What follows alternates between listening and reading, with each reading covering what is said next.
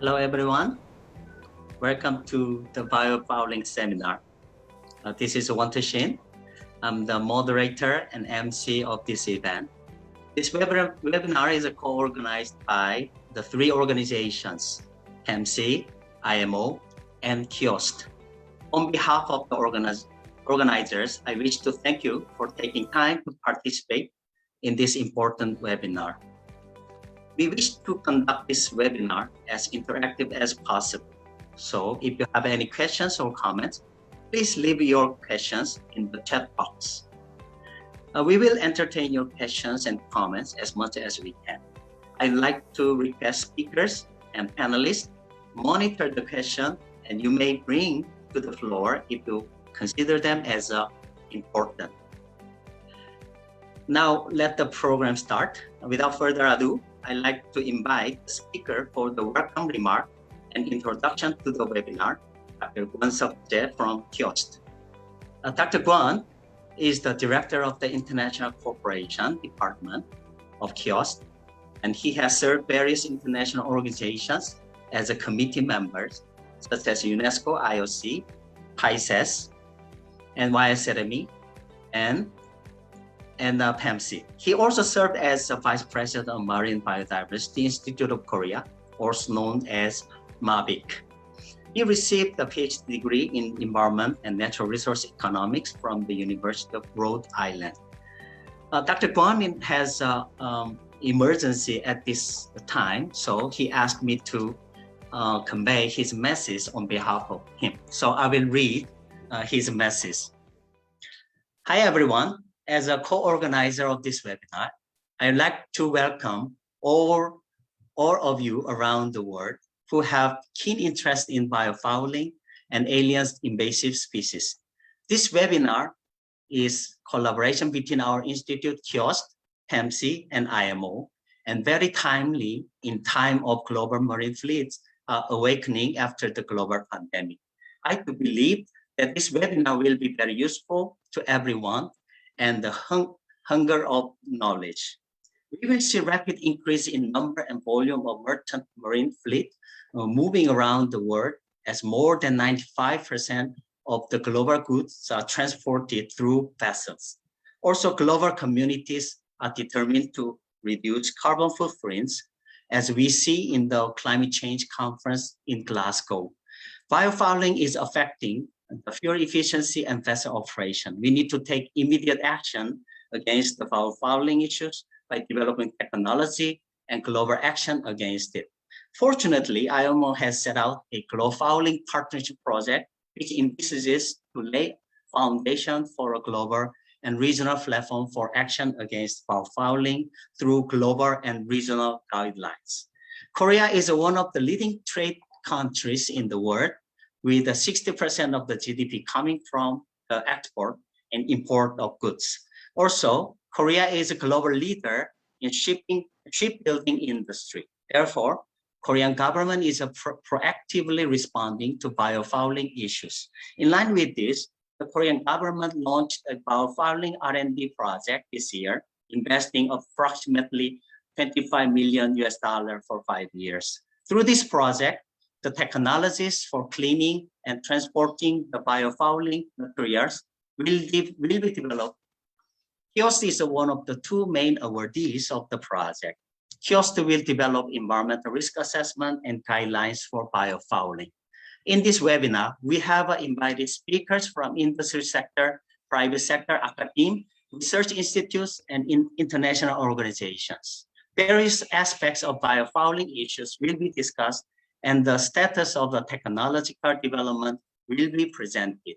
The information today will be useful to the government and the industry involving the maritime navigation for preparing future trends and global regulation.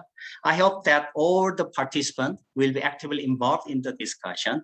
I believe that the Shin secures large room for questions and answers to entertain the questions from the floor.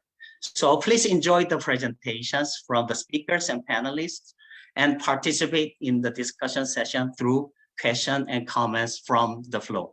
Welcome to the Biofouling webinar and enjoy the whole session from beginning to the end. Thank you very much. Thank you very much. This was Dr. Guan's introduction. It is so unfortunate that he had emergency and was not able to participate. I'm very sorry for that. But let us move on to the keynote presentation, which will be delivered by Mr. John Alonso. Mr. Alonso is the technical analyst of the GEF UNDP IMO Biofouling Partnership Project. Mr. Alonso joined the IMO in 2011 and worked for the Biofouling Alaska Partnership Project. He just got back from the COP26 at Glasgow, and I'm very happy to see him today because he was sick for a few days. I was quite worried, but please welcome Mr. Alonso for his keynote presentation. Thank you, Dr. Sheen. Thank you for your very kind and welcoming words. Yes, I'm truly happy to be alive and standing back again. Okay, so let me just share my screen first.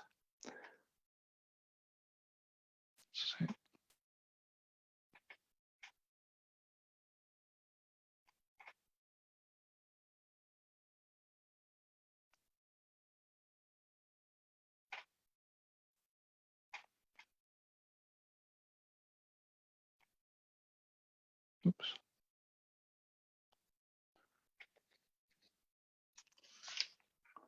Okay, can you see my screen? Yes. Okay, fantastic. Yes. So let's start. Get started a bit. Okay.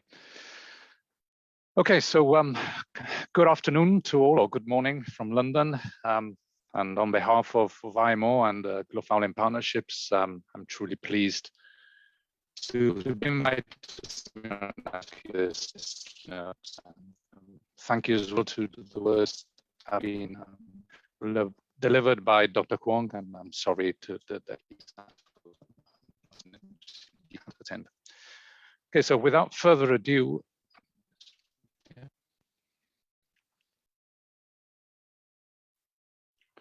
let me just start my presentation.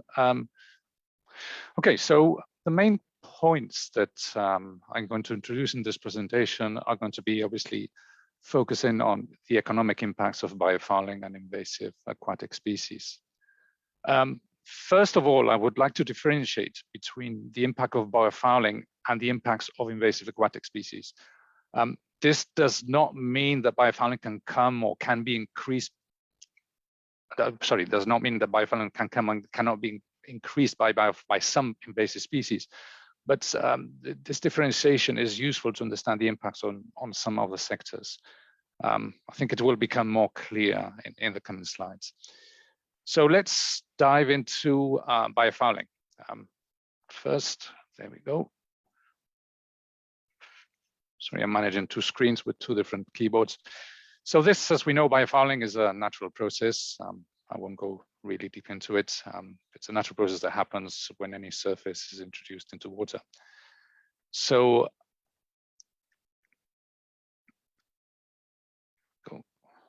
in many instances, this is something that we may want, but for maritime industries and coastal infrastructure, it is a hazard that needs to be prevented.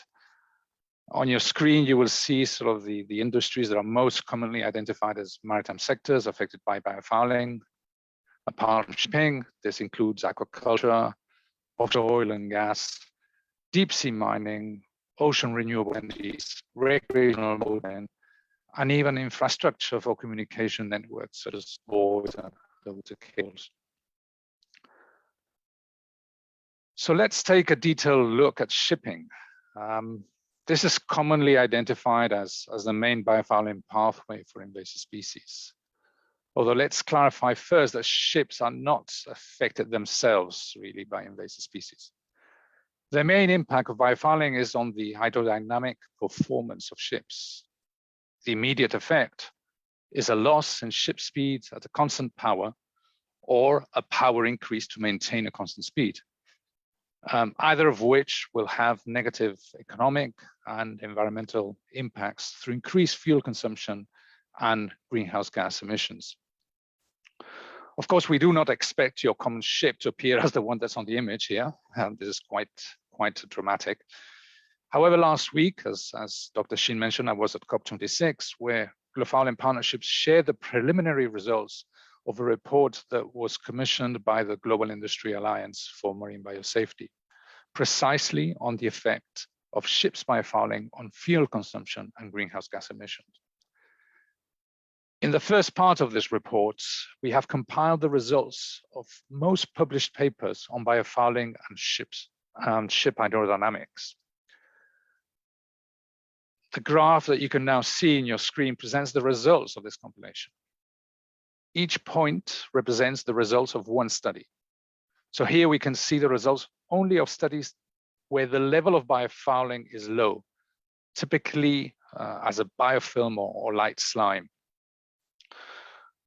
The point at the top right, for example, shows the impact of just a thin layer of biofilm covering 50% of a ship hull, and showing that the range of increase of fuel consumption and greenhouse gas emissions can be between 20 and 25%. This obviously depends on the type of ship, its length, operational profile, and so forth, but it already highlights that biofilms have a higher impact than commonly perceived. If we now expand the scope of the graph and include studies that take into account higher levels of biofouling, such as heavy slime or small calcareous biofouling, like barnacles and tube worms, the impacts are much stronger. For example, here we can see three examples, but the one on your far right is for a 320-meter tanker with 5mm barnacles, so 5 barnacles with 5mm in height, covering 1% of the hull. The expected increase of fuel consumption can be up to 55%.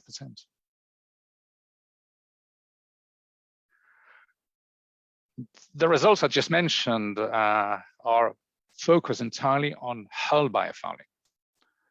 We, however, did the same exercise for propeller fouling and combined all the test results of studies that focused on this aspect. Figures indicated increases in fuel consumption and greenhouse gas emissions between 5 and 25%, depending, of course, again, on the level of fouling, ship type, propeller size, and so forth. These are truly significant results for the shipping industry, and any ship operator can immediately perceive that this is an important source of operational savings and increase in dollars. Before we leave ships, let me highlight an aspect that, due to lack of information, is not commonly mentioned, but should not be forgotten. Biofouling can also exert a penalty on the efficient operation and structural integrity of ships' seawater systems. These penalties range from chronic underperformance of systems or ISS components to critical losses of integrity that can threaten the safety of the entire vessel and even its crew. For example, biofouling in the internal seawater systems of ships can accelerate corrosion by factors of 1,000 to 100,000 and severely compromise pressurized water systems, including the firefighting systems. Biofouling can also provide substantial thermal resistance, with biofilms of 1 millimeter thickness reported to reduce heat transfer efficiency by 50%. Losses in this regard occur as systems get older and no longer run as new, with biofouling and a range of other causes contributing to higher maintenance and running costs. So let's move briefly to other maritime sectors that can be affected also by biofouling. The impacts of biofouling in the offshore mining industry can be difficult to estimate due to the very different types of operations related to the operational stages in the production life cycle, which may include different vessels or structures. Offshore platforms and production units do not move often, and if they do, it is for short distances and at a low speed. So any increase of fuel consumption is not necessarily significant within the context of their whole operation. However, biofouling can accelerate corrosion and increase maintenance costs or impair functioning of some systems and sensors. But the highest costs are normally linked to the existence of a biosecurity threat detected in the biofouling. In one example, in Brazil, structural damage of an offshore oil rig created the need to tow it to a shipyard for repairs. However, after expectant biofouling accumulated in the submersible sections of the rig, authorities prevented the move unless steps were taken to maintain biosecurity. These requirements created the need to hire a specialized ship to lift and transport the oil rig in an environmentally secure manner. The cost of this type of ships is approximately $250,000 per day, and the operation required 7 days to complete. So the overall additional cost of this operation was approximately almost $2 million. In another example, a semi-submersible was preparing to move to Australia from a foreign country when authorities requested an inspection to detect any invasive species. The inspection detected an infestation of green-lipped mussels, which are considered as a high-risk invasive in Australia. To remove the mussels from the rig out at sea, divers and blasters were brought in, with an additional last-minute expense of approximately 5 million Australian dollars. There was also loss of revenue due to the rig being out of commission for over 23 days. And all in all, I mean, it all brought the additional expense to over $8 million.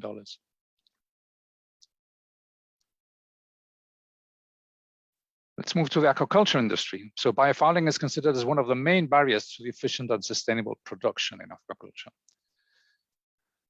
Direct economic costs of managing biofouling are estimated to be between 5 and 10% of production costs, but this may be very different according to stock species, geographical location, and biofouling management practices. In fact, it is commonly perceived that these costs are likely to be underestimated.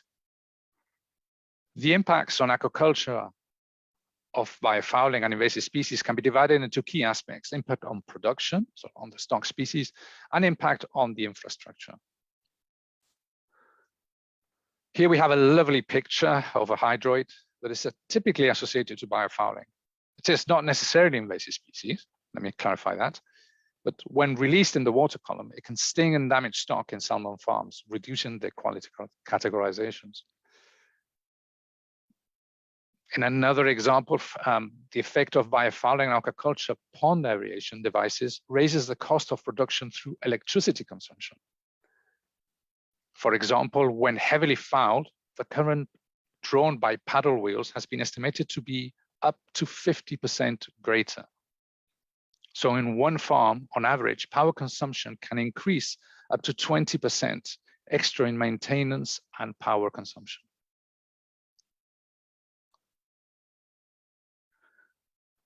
Economic impacts of biofouling on the marine renewables energy sector are mainly related to loss of revenue due to efficiency loss and, in extreme cases, accelerated corrosion, structural damage, and even cavitation of structures.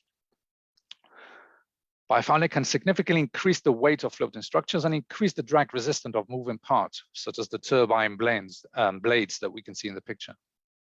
Production can also be impaired due to idle periods for replacement of sensors or other maintenance.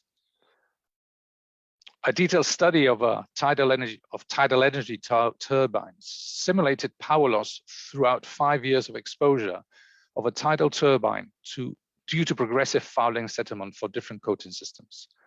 The cost of the estimated effect of increased drag on turbine efficiency could be extrapolated to 221 million euros over 5 years for a hypothetical 600 megawatt farm. And this is moving to the last slide on maritime sectors. We have here an example of an LNG sort of plant. So the utility sector is critical to the way people live in the world today. So we have ports and the supply of electricity, gas, clean water, and the provision of telecommunications. They're all essential.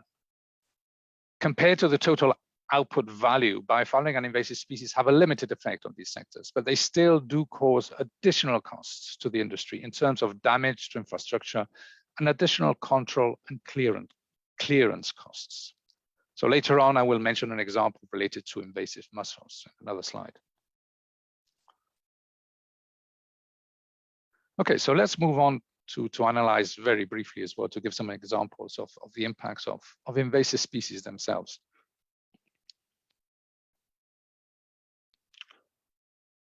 So here we have a magnificent example of an invasive tunicate called Stelia clava, smothered in a cage.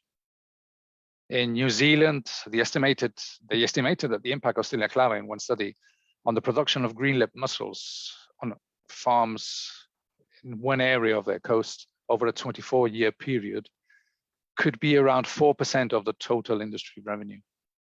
Additionally, Stelia clava is well known as impacting local biodiversity and coastal infrastructure. In the image, we have an example of how an invasive mussel can affect, in this case is a zebra mussel, can affect growth or increase production costs. In this case, it would be cleaning the mussel, the shellfish, aquaculture production. The economic impact of invasive mussels such as zebra, quagga, and golden are well known in the USA, Canada, Brazil, and Argentina, where they have affected nuclear and hydroelectric plants. The annual cost of zebra mussels to the industry in North America is estimated to be circa $5 million. This is per year. Here we have some images of an invasive tunicate, which is called Dindendum vexillium. On the bottom right as well, we see the same species smothering a cage for aquaculture. So it's a tunicate that has been widely introduced around the world. It's, as you can see, it smothers everything, it covers everything. So it's an aggressive invader and it can prove costly to maritime industries and users. Again, in New Zealand, failed attempts to eradicate the demium in Shakespeare Bay costs circa $650,000. In the state of Maine, in the USA, the sea scallop is regularly overgrown by Dindendum vexillium in Georges Bank and Eastport, causing severe losses to the local aquaculture industry. In the case here, what we see here is the invasive sea star, well known to everyone. On the bottom left, what you can see is a photo of the spotted handfish, which is a small fish that lives in Tasmanian waters. Its main characteristic is that it usually uses its fins and hands to walk across the seabed.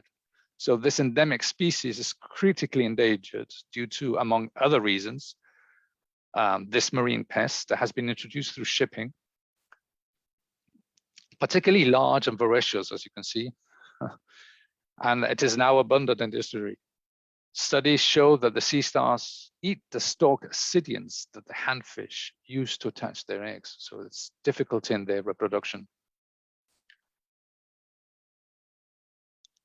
We arrive into the last ones. When the spiny water flea native to Europe and Asia invaded Wisconsin's Lake Mendota earlier this century, the lake went cloudy entirely. So this water flea is a voracious eater. It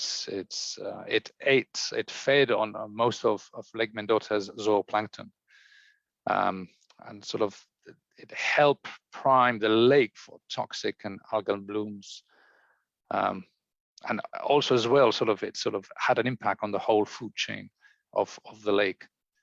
All in all, a 2016 study concluded that it would take upwards of $140 million to get Lake Mendota to where it was before the spiny fleas showed up.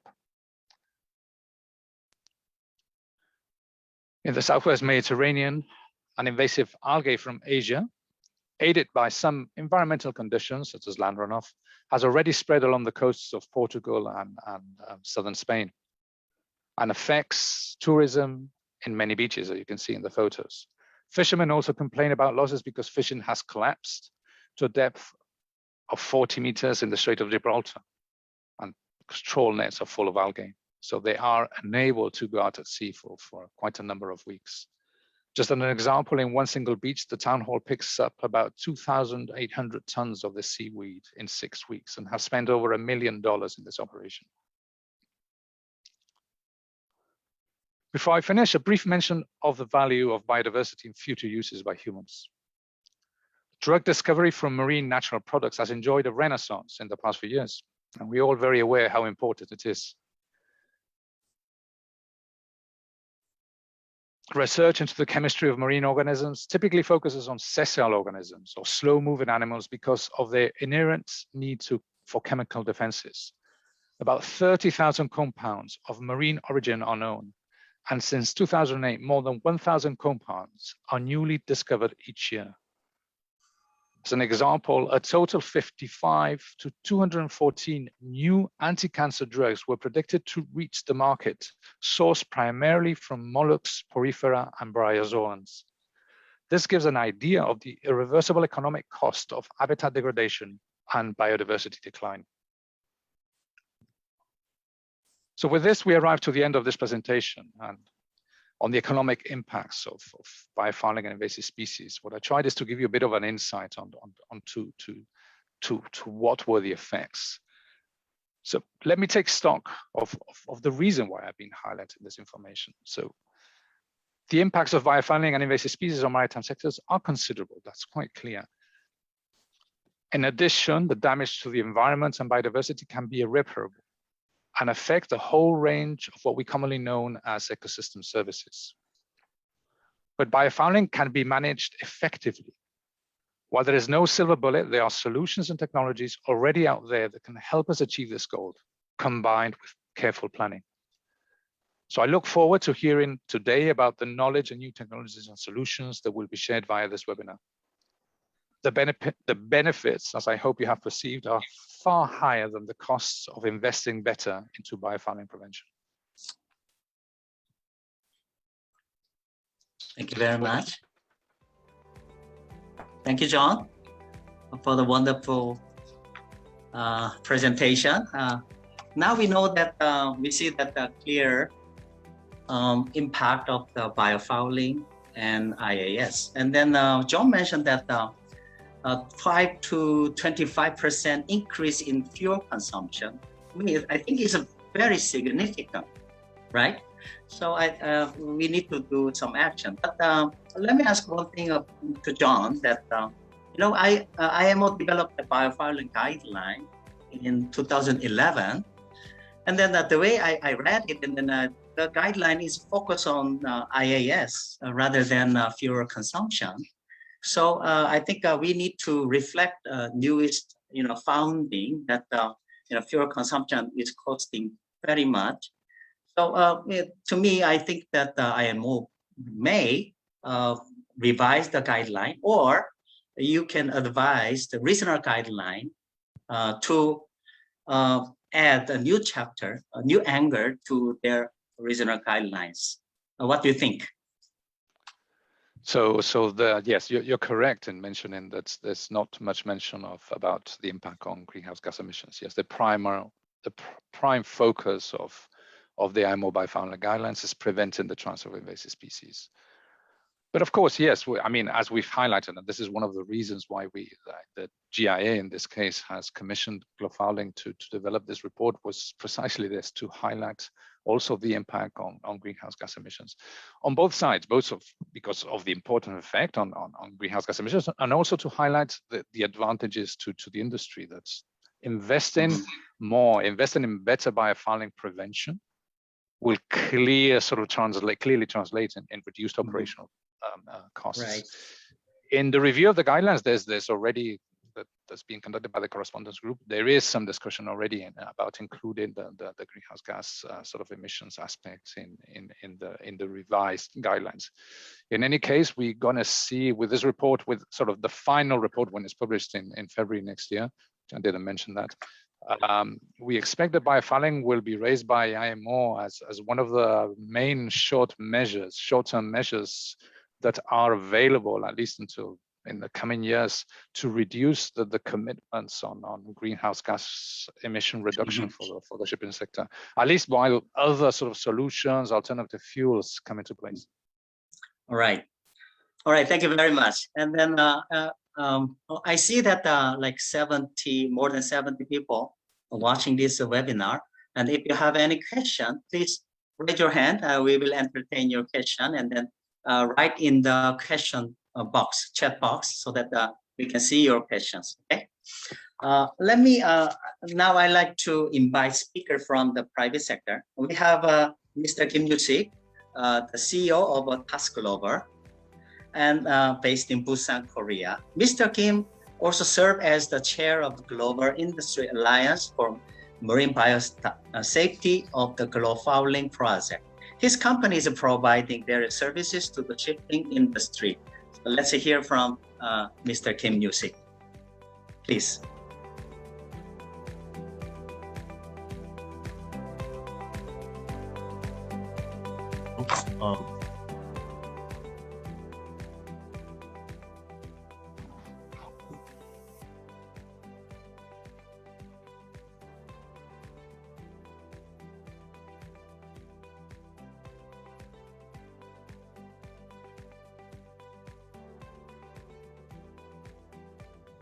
Can you see the pages?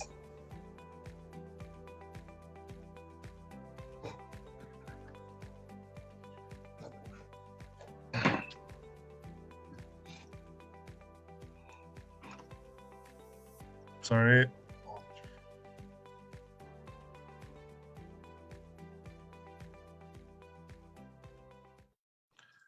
Hi, my name is Yushik Kim.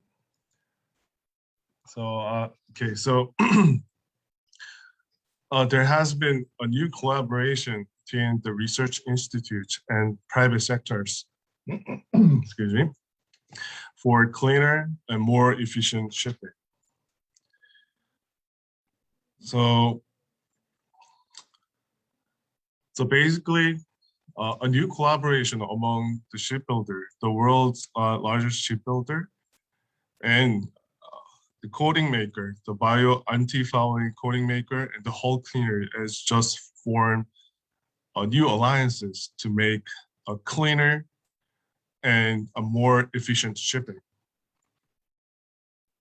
Our company is, we have this technology, we have this non-sleeping locomotion technology. Basically, our ROV will attach to your ship and does not sleep, and it will move efficiently to clean and also capture and transport the waste to the filtration system. We have zero claim in all ports and all ships, and we have presence in Korea and soon in Singapore. We use a new cleaning method which cleans faster than previous method, and also very protective of AF coating. Our filtration system can filter IMO D2 level bio in 99% above 10 microparticle filtration. We have been tested in low visibility, tight area, -20 Celsius degree, and also 3 knots currents. Before I go on, I think it is important to explain the all kind of field environment. So because depending on the system, it could sometimes limit the system, and sometimes it's always good to know what it's like to work in real field environment. At first, there's a wharf. Basically, at wharf, the gap between the wall and the ship can be about 80 centimeters, especially the car, the ship for the car. And the space between, the distance between the ship's bottom to the sea can be only 1 meter. It could be very dangerous for manned cleaning vehicles. And at the anchorage, you have a lot more spaces to move around. And also, you have very good the visibility. You can see further. At wharf, the visibility range is about 20 to 30 centimeters. It can be 20 to 30 centimeters, but at the anchorage, normally the water is clear. But the problem is the water current can go up to more than 3 knots. And this diagram is basically how every ROV looks like. Most of the ROV looks like. And I think there is a ROV, and there's about 200-meter long and 10 centimeter diameter cable and hoses. And that connects to the filtration system on the ship or on truck or on ground, and the power. The thing is, the ROV itself and the hoses and the cables, they weigh about 600 kilograms to 1 ton. And even if they are positively buoyant, there are still inertia and also drag forces, and they are affected by the waves and the current. So we believe all the external forces are centered into that the ROV, and the ROV has to overcome this about like 100 to 150 kilogram force to clean efficiently and capture and send the waste to the filtration system. And about the cleaning time. Normally, like the cleaning should not affect the voyage schedule of a ship. Basically, it has to clean, what I believe, it has to clean while the ship is loading or unloading. For the containers, it takes about, the containers normally stay about 12 to 24 hours at the port. And the bulks, they stay about 2 to 5 days. So if someone can clean this ship, let's say LOA 350 meter ship, container ship within like 12 hours, so the bulks are fine. The containers normally have, they normally clean verticals only, and the fouling levels are about something LO level of fouling 1 to 4, between 1 and 4. For the bulks, they have a heavier fouling. They have something starting from something like 3/4 to more and higher. And about the organism and the waste that created by cleaning, the byproduct of the cleaning is there are organisms, which is plankton and barnacle larvae, bacteria, especially the organism size is something like higher, like something like 10 micron. The small organism is about 10 micron, 10 something micron big. And about the particles, depending on how well you protect the AF coating, the particles can go like sometimes 10 times to 100 times more.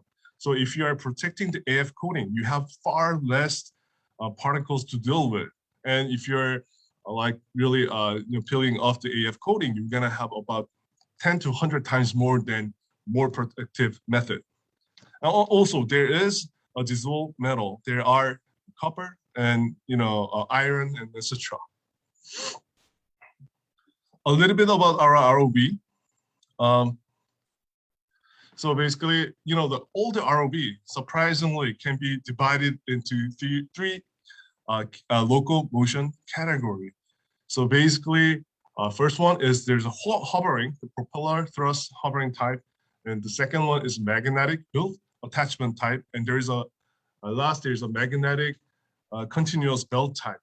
So and we have this technology. We have been certified for underwater towing ability of 300 kilogram and more, side weight 170 kilogram, and side rotation is something like 170 kilogram force.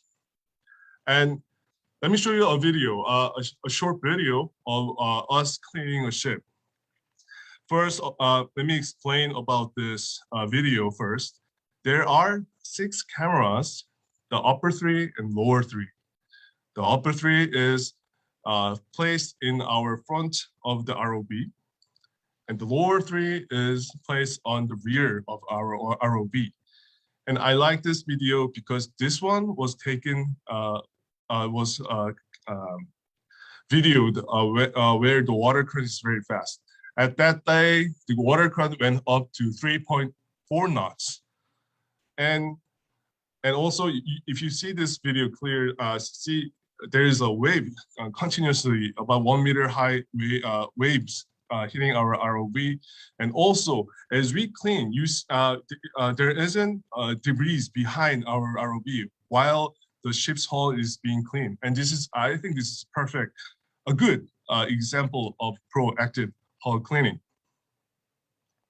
our ROV weighs about 350 kilogram and 1.2 wide, 2.1 long, and 0.6 high.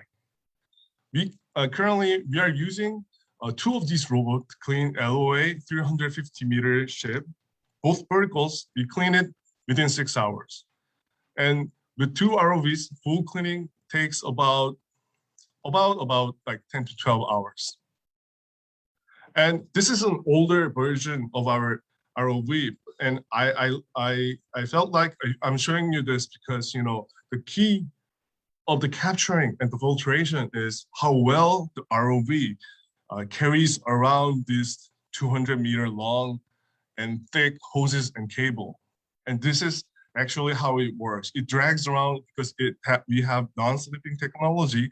You can drag around and send the waste to the filtration system. And this is, you know, there's three kinds of the cleaning method. And the first one is most popular method. They clean it with polyethylene disc, spinning polyethylene disc. But if you use this method, the AF damage can go. It's really fast and efficient way of removing the anti-fouling, but it also damage the AF coating. Sometimes 50% to 100% of the AF coating. And we all know the AF coating is damaged. You know, like they're going to you not only like you know, it's harmful, not only harmful to the oceans, but also it's bad for the ship because as you remove the AF coating, then there are more you know, biofollowings attaching to your ship. And also there's water jet cavitational method. Basically, it's really perfect. It's really good for AF coating protection. But the thing is, this method is kind of slow in cleaning. So if you see this picture, sometimes the residue it cleans, but it remains there remains behind. So basically, what we are using to clean is we adopted this special sponge method. We use this sponge cleaning, and the hardness of this sponge is physically weaker than the AF coating, so it cannot hurt the AF coating. But at the same time, we can clean about 50%, 50% faster than the disc brush, and also as protective as water jet cavitation. And we use this up to level of fouling 4. And we are working on it on something harder. We are working on to develop a new method. So when there's no you know, visible damage, it is almost impossible to measure the thickness loss. But we decided to count the coating particles that we have captured when we are cleaning. So when we did it, you know, when you see the left upper diagram, that's just normal seawater. There's some particles in 1 micro, 2 micro, 3 micro particles. But if you use this sponge, there is increase in 2 to 5 micro particles. And these particles are not peeled off from AF, but because AF coatings are supposed to melt away. The AF coating has about 3 to 5 micrometer of swell portion, and that can be removed by just a finger touch. And that I believe that's how it works. And the data shows a very protectiveness. About the capturing waste, it's a simple physics all between the maintaining the negative pressure within the capturing module and the speed of cleaning and the level of fouling. Basically, if you can maintain the good negative pressure, you capture more, about 100% or something really high number. But if you clean too fast, there's a chance to lose some you know, the capturing rate. And if the fouling, the level of fouling is too, it gets high, there's a chance that capture rate goes down. There isn't an accurate test method yet, as we know. And later I'll tell you about this, what we are doing it to make an accurate test method. So basically, what we are using is we're using about this 200-meter long, 6.5 internal diameter hoses to make a huge spaces of the vacuum pressure, negative pressure. So you're trying to capture as much as possible. About the filtration, we have many filtration. There's similarities in filtration, not only us, but all the filtration system that other companies has. You have this 3-stage filtration system with reverse filter cleaning module, and the final filter is 5 micro. And the size of the system is about 4.5 meter long, 3 meter wide, and 1.6 meter high. It's divided into 6 modules, so we can separate module. So depending on the shape of the workboat, we can place it like a Tetris to fit the ship. And also, depending on the level of fouling, we can reduce it into 4 module, or we can increase into 8 module, depending on the level of fouling. Our filtration bacteria, all the numbers here is tested by National Institute. So the numbers here are just not the big numbers. It came out of the test. We have 99% removal rate of anything larger than 10 microorganisms and particles. And we also capture bacteria. A short view of our R&D project, like Dr. Shin said, we have this, the R&D project, and I cannot show you everything here, but just a small thing. So right now, we can clean LOA 350-meter ship, both verticals in 6 hours and full cleaning in 12 hours. But in the future, when this R&D is finished, we can clean it in 4 hours and 6 to 7 hours. Cleaning method is right now, we clean fast and we clean eco-friendly. We protect the AF coating, but the shape has to change, I believe, to make it, to capturing it optimal. And in the future, we're gonna have, sorry about the typo, deep learning, real-time monitoring of the cleaning results. So basically, right now we are just relying on the pictures, but in the future, the deep learning will tell us that how much percentage of your ship has been cleaned or not, and what kind of organism is living on your ship. And there are going to be 4 simultaneous autonomous ROV control. I think this is kind of like very new, but in the future, 4 robots will work autonomously. And also, of course, the real-time filtration monitoring. And this part is about, making or capturing tests method. If we do not know the exact weight of the biofouling on ship, we cannot know how much exactly we have captured. So what we are doing is we are basically trying to make artificial biofouling. And the National Institute called COMEDI has this engineering pool. They can grow biofouling, and this engineering pool has been designed and built especially for ROVs testing. So you can grow your own biofouling, and you can test your ROV in different situations such as current. So using this facility, we want to make within the R&D project the accurate biofouling capture rate. And that's all. Thank you very much. Thank you very much, Mr. Kim. This is wonderful that the private sector is already working on the technology development. And then I think the fouling issue, biofouling issue will be open up more opportunities to the private sector. But Mr. Kim, I have a question. This is very interesting that the Korean government has provided the research fund to private sector rather than their national research institute.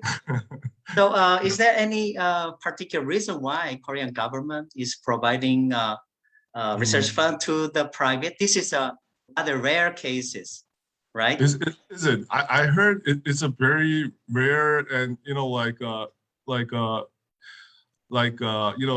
venture capital, the people investing in our kind of company, they said they never heard of it actually.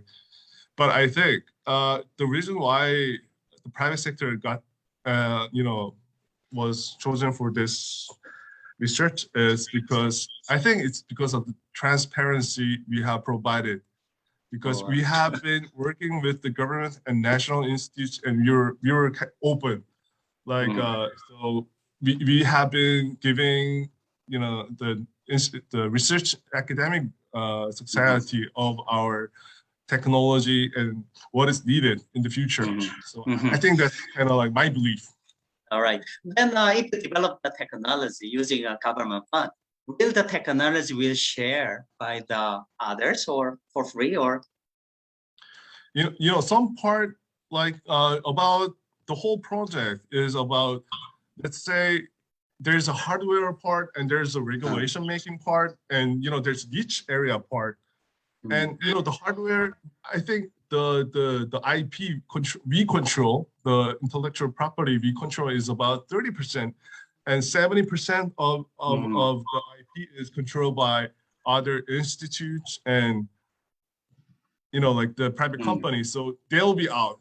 For example, right. So I think this technology research will provide the world a very, very good the tool to make to protect more and clean better. All right. Thank you very much, Mr. Kim. I'm Korean and from the government, and then it's very rare case. I'm very happy to see private sector, and proactively working on the technology development. Thank you very much. And then let me invite Ms. Diane Factuar of PEMC. Ms. Factuar has been serving PEMC for her entire life, and she has studied for master's degree at the World Maritime University. Now she has extended her service to PEMC, IMO, and other international organizations as a consultant.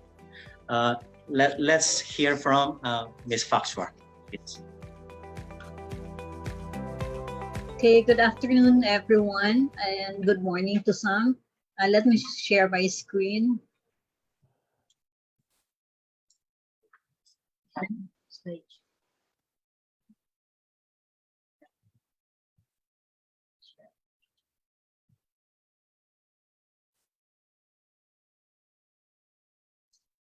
Can you see my screen now? Yes. Okay. Okay, so my task this afternoon is to share with you the national and regional measures that were discussed during the regional seminar on invasive aquatic species and biofouling in the ASEAN region, which was held last June 2021. And we have heard from the previous presentations on the economic impacts of biofouling, and recognize that one of the drivers of biodiversity loss are invasive aquatic species. Therefore, addressing this issue is ultimately about safeguarding ecosystem services that sustain the livelihoods of coastal communities across the globe. So as mentioned, the regional seminar is part of PEMC's awareness building efforts in collaboration with IMO. Likewise, a rapid assessment study on biofouling and IAS in the EAS region was conducted. And this regional stock-taking report served as one of the reference materials of the seminar on the issue of minimizing the transfer of invasive aquatic species through biofouling. Data and information were gathered from 8 countries, namely Cambodia, China, Indonesia, Malaysia, Philippines, Republic of Korea, Singapore, and Thailand, focusing on policy and legal frameworks, institutional arrangement, biofouling management, national strategies and action plans, and availability of databases and monitoring mechanisms. The activity is part of a series of actions that will lead to examining options for regional cooperation in the coordination of biofouling management measures and developing a strategy to promote regional harmonization of biofouling management. Therefore, I would like to present the following conclusions and recommendations that were derived from the seminar. So first is countries recognize the potential for the transfer and spread of invasive aquatic species and the major pathways for its transfer. While studies identified invasive aquatic species that were found in China, Indonesia, Singapore, the Philippines, and Thailand, the lack of studies to establish the extent of their impact in the region was recognized. And it is noteworthy to mention that most of the studies that were obtained from this survey were the product of the ASEAN-India Cooperation Project on extent of transfer of alien invasive organisms in South and Southeast Asia region by shipping, which has introduced a regional perspective on the issue. The potential for invasive aquatic species transferred through biofouling to cause harm has been recognized in various international instruments, such as the Convention on Biological Diversity and the Ballast Water Management Convention. While majority of these countries in the region is signatory to CBD and a few to the Ballast Water Management Convention, the survey revealed that countries have no specific national policy that addresses biofouling. And therefore, the IMO biofouling guidelines have not been implemented in the countries that were covered in this survey. There is no specific management strategy addressing biofouling risk, although aspects of biofouling are in legislations relating to marine pollution, fisheries, biodiversity management, and protected areas management, as highlighted in the report of the Philippines. There is no single ministry or agency that is responsible for IAS and biofouling, and basically because it affects various sectors and industries. Now let us look at the recommendations that were brought forward during the seminar. So the conduct of further studies to establish the economic and ecological impacts of IAS and biofouling to better understand the issue of biofouling risk. For example, I think we have been shown with recent studies by John that biofouling accumulates on ship's hull and increases drag to 60% or more, up to 60%, and speed is reduced and fuel consumption is increased from 40 to 50%. So I think similar studies could be undertaken in the region for better appreciation of the issue. The need to establish an integrated information management system at the country and regional level was also recommended, as this will facilitate information exchange and dissemination to support policy decisions. The need for a national policy statement to give national priority in the management of biofouling risks. Options may include specific inclusion of IAS and biofouling in a national biosecurity policy or in the national oceans policy or in sector-specific policies like fisheries policy, environmental policy, and maritime transport policy. The need to establish a national interagency coordinating mechanism specifically addressing IAS and biofouling risk to ensure systematic and coordinated actions in addressing the problem. Definitely, awareness building and capacity development is recognized as one of the important measures for better understanding and management response to the issue. And lastly, the need for countries to develop a national strategy for addressing biofouling risk and management. Here are some examples of proposed measures that were brought forward by lead partnering countries of the Biofouling Partnerships Project, which is the Indonesia and the Philippines.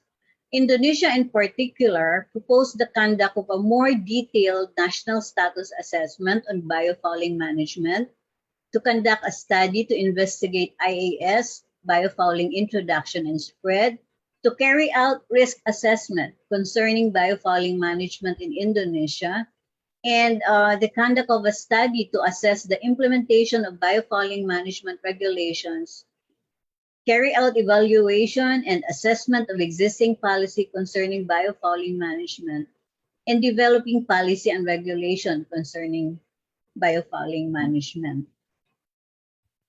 In the Philippines, on the other hand, the Philippines had emphasized that IAS and biofouling management entail a policy that is science-informed or science-based, and therefore recommended the following measures: a review of the biosecurity frameworks, the conduct of port ecological baseline for invasion risk assessments, which has already been started under the Mgps and Biofouling project, environmental matching and risk assessments of international ports, and information management and access for policy decision support. So the next step for the lead partnering countries, which are Indonesia and the Philippines, is to develop a national strategic action plan for biofouling management.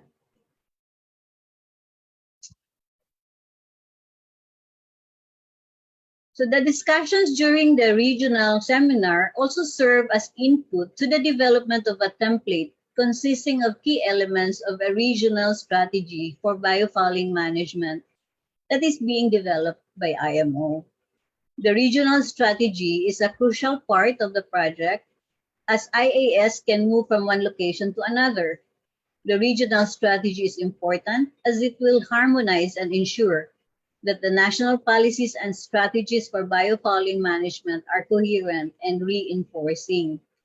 The development of the regional strategy for biofouling management in the East Asian region will be undertaken from this year until 2022, and it is envisioned that the implementation of the regional strategy will be carried out beyond the project's completion. And I would like to share some of the initial discussions and initial elements of the regional strategy that are being considered. And these are the regional coordinating, the establishment of a regional coordinating mechanism, a regional assessment and monitoring of biofouling risk, regional information sharing mechanism, capacity development and knowledge transfer, developing of good practices in biofouling management. I would like to emphasize that this is a work in progress and inputs and suggestions from stakeholders are encouraged. And I would like to proceed with sharing with you a few details of these elements. The regional coordinating mechanism is envisioned to be a consultative mechanism involving key stakeholders from the countries of the region. So it is a policy level liaison with the national level of the regional countries. It is also envisioned to promote harmonization of operational arrangements and a forum for ongoing effective communication and information sharing mechanism to avoid duplication of efforts. And the next element is the regional assessment of impacts and potential risk of biofouling, which is aimed for better understanding of the issue on biofouling and biofouling management in the region. And possible actions that could be implemented is the establishment of a baseline information in the region and conduct of researches and studies and identification of long-term monitoring procedures. The next element on regional information sharing mechanism aims to serve as a mechanism for exchanging information, technology innovations, and prevention and control measures taken by countries. And potential actions under this element is the establishment of a web-based portal and regional database on IAS and biofouling. So the next, the element on good practices, development of good practices in biofouling management. This is to promote exchange of successful cases on biofouling management. And it also promotes better understanding of the issue on biofouling and biofouling management. And so potential actions could be development of guides on best practices that may include on in-water hull cleaning, removal of anti-fouling coatings, and among others. And the last but a very important element is capacity development and knowledge transfer. And this is to enhance expertise and capacity to effectively implement the IMO biofouling guidelines and facilitate knowledge transfer. And potential actions are the establishment of a network of regional scientists to come up with standardized methods to facilitate data sharing, conduct of regional seminars and training to enhance awareness or technology innovations. So as I have mentioned earlier, this is a work in progress, and there will still be more discussions on this aspect in the coming weeks. So that ends my presentation. Thank you and good afternoon. Thank you very much, Diane, for the concise and the brief presentation of biofouling issues. And your survey produced very important conclusions. And I'm very sad to see that East Asia's region is lacking policies and management strategy for IAS and biofouling. But you didn't mention that why this is happening in this region. And then, in Korea, Japan, and China, Singapore is like leading countries. They are developing technologies and investing their fund. But here in the East Asia's region, it seems that this is lacking and the attention is lacking. Would you please explain a little bit why, in your perspective?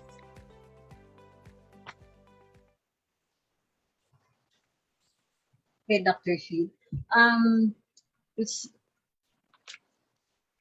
You were referring to the issue, policy and management strategies. Yeah, this is an emerging issue, and maybe it needs more studies and because the common question that the industry, especially the shipping industry, is asking is, are AIS present in the waters in the region, and what is the extent of it affecting the different industries? And during the conduct of the rapid assessment survey, it was very difficult to get researches and studies on this aspect.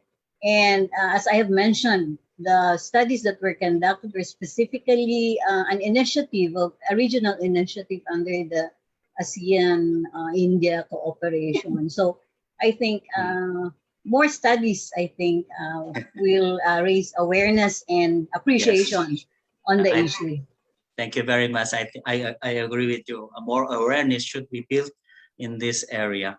Now, thank you very much. Now we like to move on to the question and answer session. So far, we have 3 questions, and then two are already answered. But I like to open the floor, and then I like to invite Mangayao from Sarangani Bay. Where are you? Would you give a floor to Mangayao so that she or he can speak? Can you raise your question? Hello? I think she's not she or she's not ready. And we have 2 more questions from Benjamin Baleo, and then Mr. Kim has already answered, right? So let me invite Benjamin Baleo. Are you there? He's not responding. So okay. I think Mr. Kim, would you explain what his question and then what is your answer? His question was the Philippine Navy asked Mr. Benjamin about autonomous RV for hull cleaning, and he wanted he wanted to know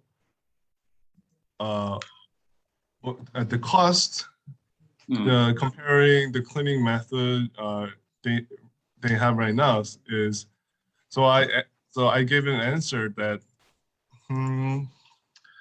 like normally I believe there are cleaning is being done in Philippines is mostly with divers without some sort of ROV.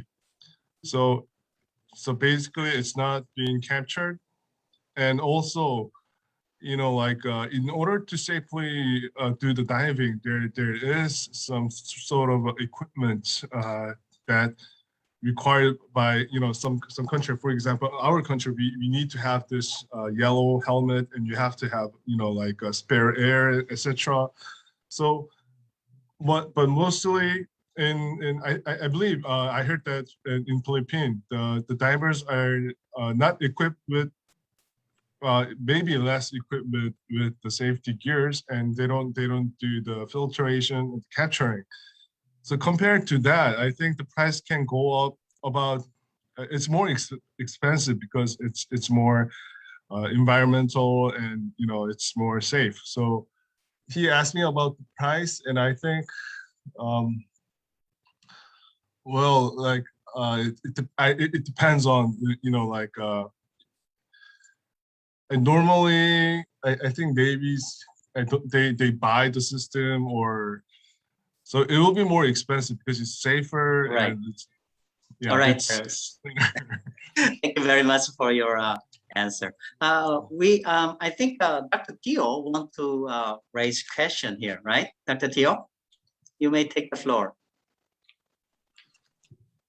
Sorry. Oh, I was actually going to ask, help Diane out in the question that she got about regional capacity, and that actually we do have a lot of work in terms of baselines to be done in Southeast Asia.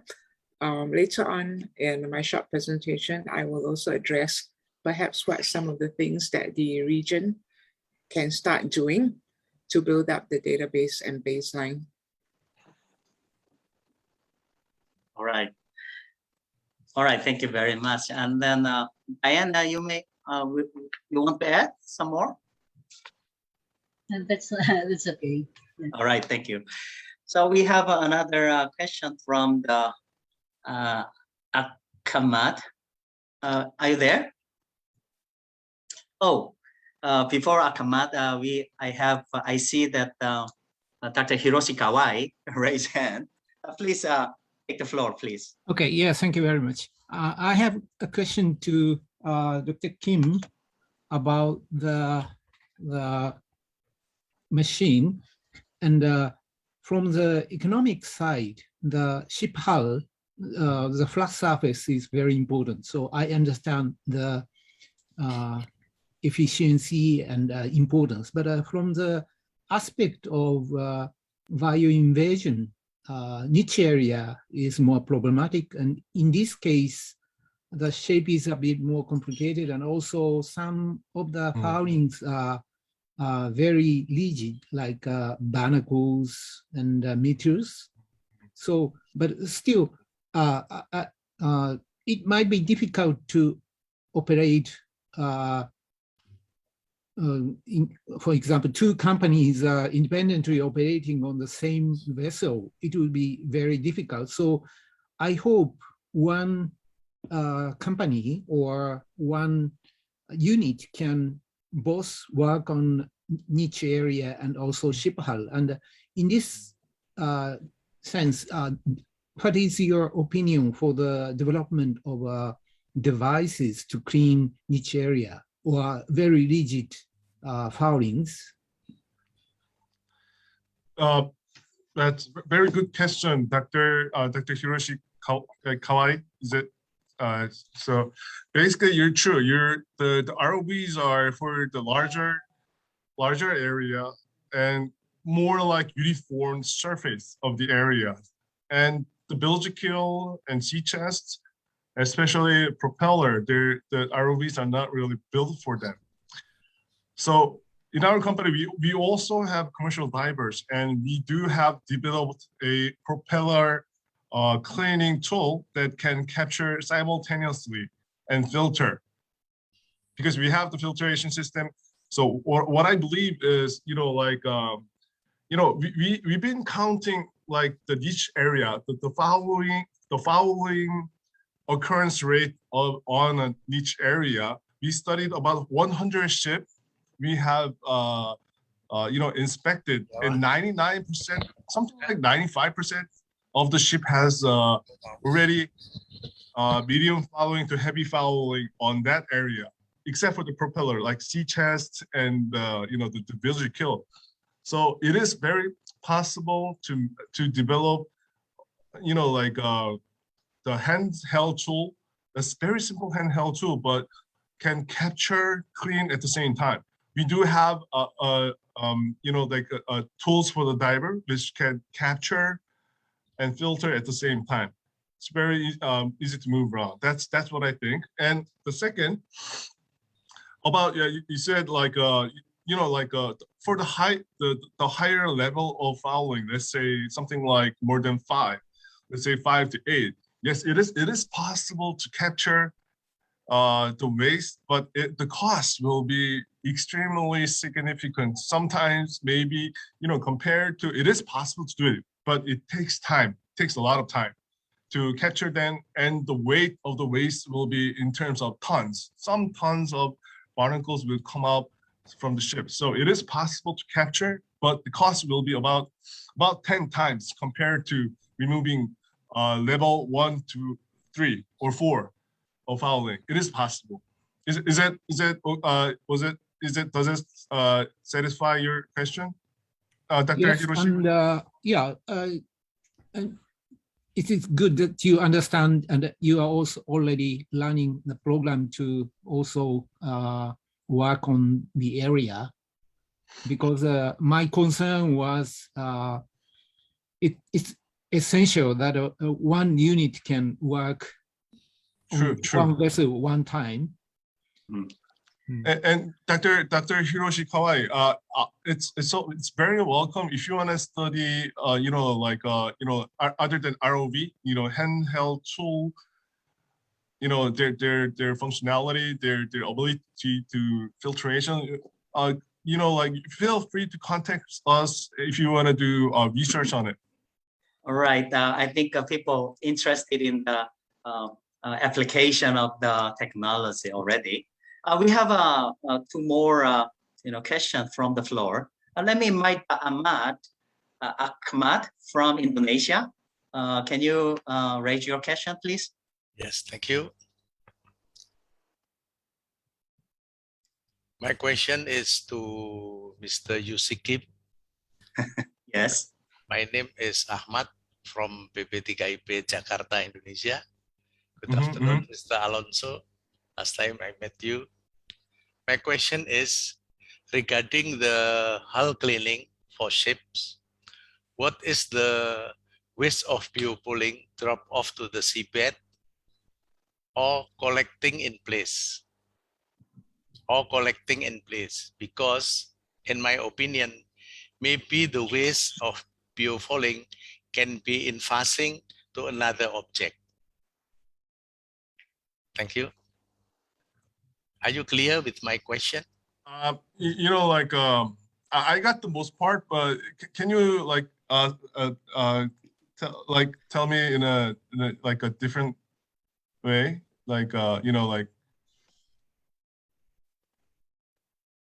So it's your question is about capturing?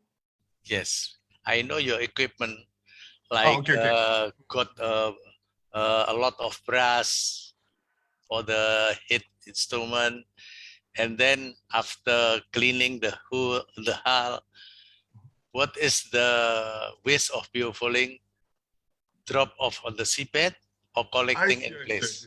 Because on my opinion, the biofouling can invasive to another object.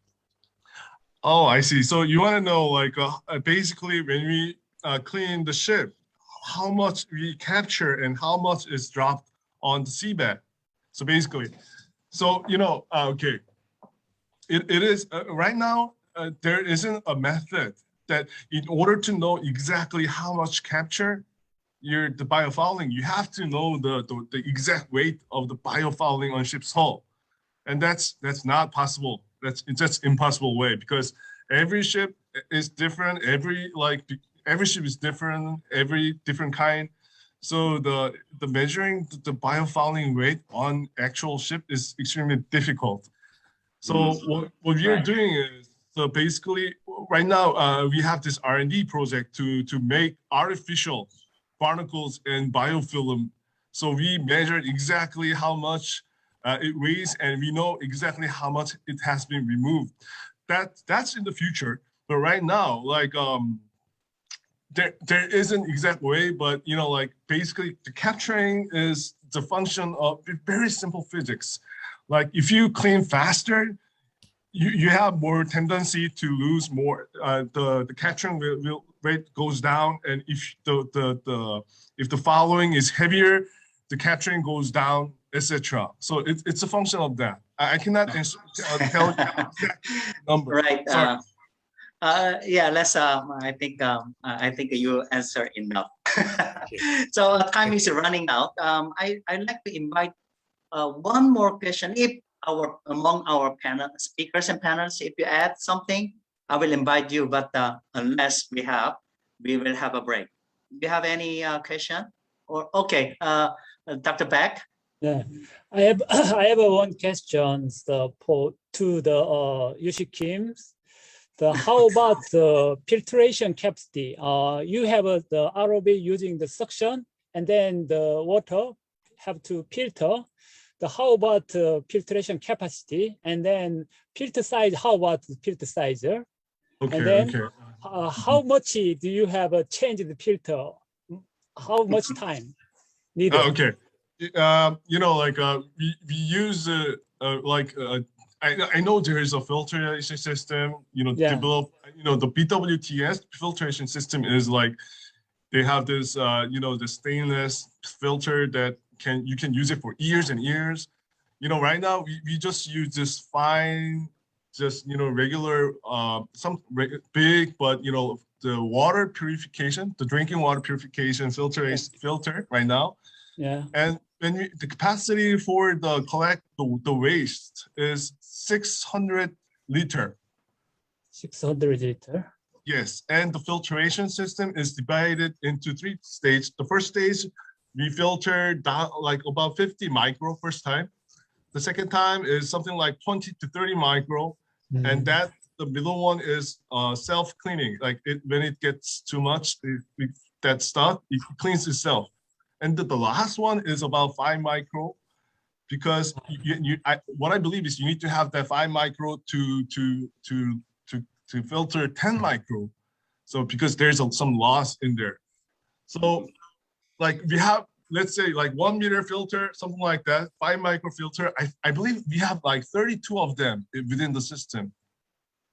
Completely sealed, 32, 1 meter long, 32 filter within the last third units. And depending on what kind of method you use, for example, if you're cleaning and if you're damaging too much AF coating, you're gonna have to replace it within every 2 hours. And let's say if you have a cleaning method which is like protects AF coating better, the particle numbers goes down to 1%, like 1% of the something damaging method. And if you're using it, you can use it for hours, and 4 or 6 hours. So it's depending on what kind of cleaning you're doing.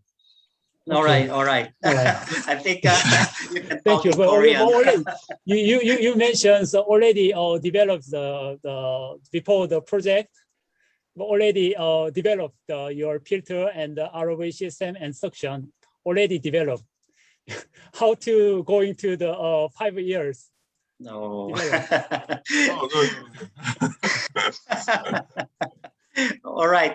I think Mr. Kim, you can talk privately because we are running late. And then I'd like to have a break now, like about 5 minutes. Is it okay? You have a coffee and take a fresh air, and then come back. Right now is at 25, so we will resume 4:30. Is it okay? So have a coffee and then fresh air, okay? Thank you very much for the active participation. Please put your questions in our question and answer box so that we can respond to you. Thank you. Come back after 5 minutes. Thank you very much.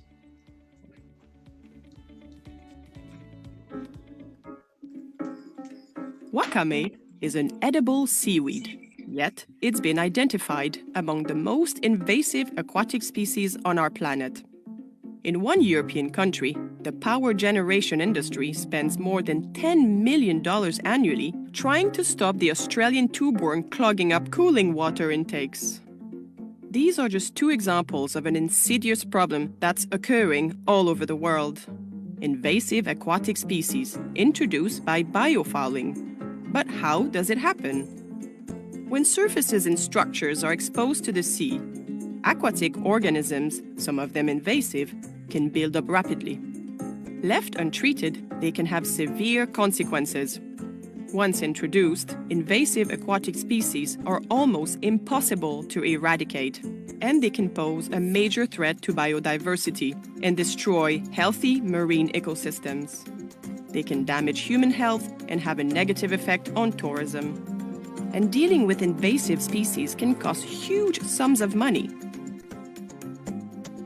A range of key maritime sectors and activities, including shipping, oil and gas, renewable ocean energy, recreational boating, deep-sea mining, aquaculture, and fisheries, can be affected by biofouling and spread aquatic invasive species. And biofouling on ships can also increase hull resistance, resulting in higher fuel consumption and more greenhouse gas emissions. But there is a solution. A global project led by the International Maritime Organization has been set up to tackle this problem head-on. Backed by the Global Environment Facility and the UN Development Programme, IMO's Biofalling Partnerships is bringing together stakeholders from all over the world to develop and share solutions to biofouling. Working closely with pioneering countries, industry, and institutional partners, Biofalling Partnerships will raise awareness, foster research and development, share best practices, including IMO's own biofouling guidelines, and help promote technical solutions. So if you want to help protect biodiversity and be a part of the global solution, see how the Biofalling Partnerships project can help you.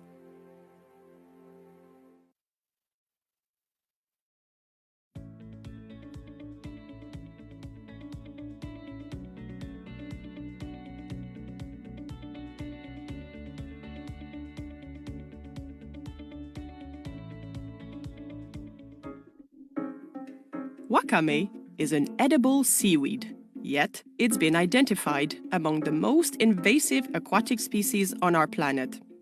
In one European country, the power generation industry spends more than $10 million annually trying to stop the Australian tube-worm clogging up cooling water intakes. These are just two examples of an insidious problem that's occurring all over the world. Invasive aquatic species introduced by biofouling. But how does it happen? When surfaces and structures are exposed to the sea, aquatic organisms, some of them invasive, can build up rapidly. Left untreated, they can have severe consequences. Once introduced, invasive aquatic species are almost impossible to eradicate, and they can pose a major threat to biodiversity and destroy healthy marine ecosystems. They can damage human health and have a negative effect on tourism. And dealing with invasive species can cost huge sums of money. A range of key maritime sectors and activities, including shipping, oil and gas, renewable ocean energy, recreational boating, deep-sea mining, aquaculture, and fisheries, can be affected by biofouling and spread aquatic invasive species. And biofouling on ships can also increase hull resistance, resulting in higher fuel consumption and more greenhouse gas emissions. But there is a solution. a global project led by the International Maritime Organization, has been set up to tackle this problem head-on. Backed by the Global Environment Facility and the UN Development Programme, IMO's Biofouling Partnerships is bringing together stakeholders from all over the world to develop and share solutions to biofouling. Working closely with pioneering countries, industry, and institutional partners, Biofouling Partnerships will raise awareness, foster research and development, share best practices, including IMO's own biofouling guidelines, and help promote technical solutions.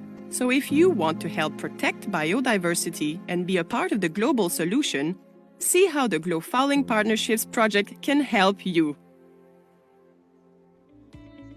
Thank you very much for the video provided by the IMO.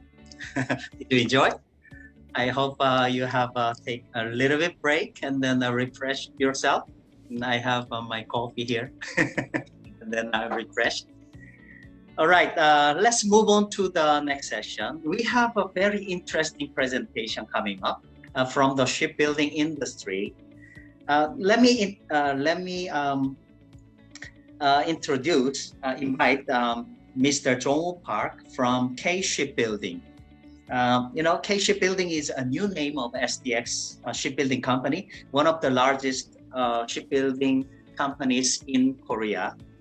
He is a technical manager of anti-corrosion R&D part. At the same time, he is a chairman of the Biofouling of the Active Shipbuilding Expert Federation. He has more than 20 years of experiences in anti-corrosion and biofouling in the shipbuilding industry.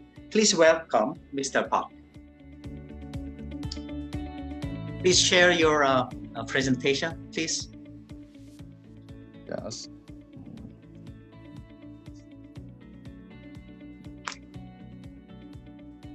Yeah, just give me a time. Yes, please.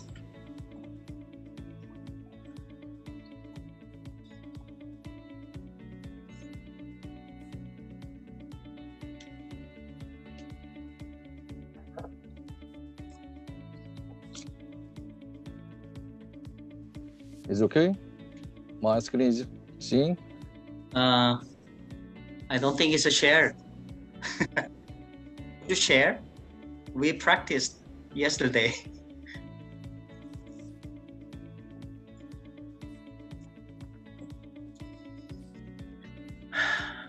The operating of PPT is a higher technology than shipbuilding now. Yeah. Yes, Dr. Shin, I can share it here. Yes. You didn't change any PowerPoint, right? Slide. So we can share, Mr. Park. We have your presentation. You just say next, then we will move forward.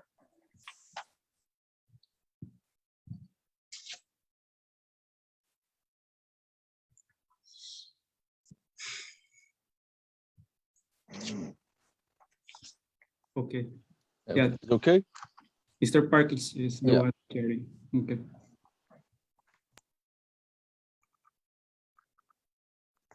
Let me start.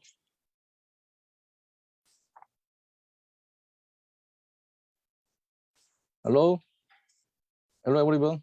I'm Jong Park from K Shipbuilding, acting as ASEP SWG1 chair. And we ASEP SWG1 currently joined the correspondence group for the review of biofouling guidelines. And we would like to preemptive measurement for IMO issues such as PSPC and the biofouling management. So I'd like to firstly introduce our ASEP and ASEP SWG1. We ASEP was established in November 2015. The purpose of our organization through technical communication and cooperation among shipbuilding industry and to contribute to sound development of international maritime transportation and further enhancement of world maritime environment protection and maritime safety and security. We ASEP consist of total 10 global country members and we are building more than 90% of merchant ships in the world. And ASEP was registered as IMO NGO in December 2017, and we are still in early stage, have not yet been mature. However, we try to best effort with successful activities with IMO NGO, so enter a further advanced phase. Take a look at the ASEP SWG1. Our ASEPs have a total 8 sub-working groups for handling IMO issues. The first working group is chaired by me, and to address technical topics of updatable performance standard for protective coatings and biofouling management. And our members come from National Association of Shipbuilding from Koshipa, Korea, SAJ, Japan, Kanshi, China, TSBA, Thailand. And we will do preemptive measurement for IMO issues such as SPC and biofouling management. Firstly, I'll take a look at the definition of biofouling. As you already know, the biofouling means the accumulation of aquatic organisms such as microorganisms, plants, and animals on surface and structures immersed in or exposed to the aquatic environment, which divide into microfouling and macrofouling. Microfouling means small unicellular organisms such as slime or bacteria, diatoms, and macrofouling means large distinctive organisms such as barnacles, larvae. And the other terms of biofouling, many terms of biofouling are now have been revised and reinforced in the process of the review of biofouling guidelines. So I'll skip over. Now the main key document is biofouling is 2011 guidelines for the control and management of ships biofouling to minimize the transfer of invasive aquatic species. This guideline is total 7 chapters. Firstly, biofouling management plan and record book and other things. Now, the review of the biofouling guidelines have been processed for about 3 years. So we, ASEP, also joined the correspondence group for the review of biofouling guidelines. That is simple. Simply explain the IMO status. There is no mandatory international requirement. Anti-fouling system, international convention on the control of harmful anti-fouling system is similar, but the character is different. Anti-fouling system is for the ban of harmful organisms such as TBT, but not for the transfer of biofouling.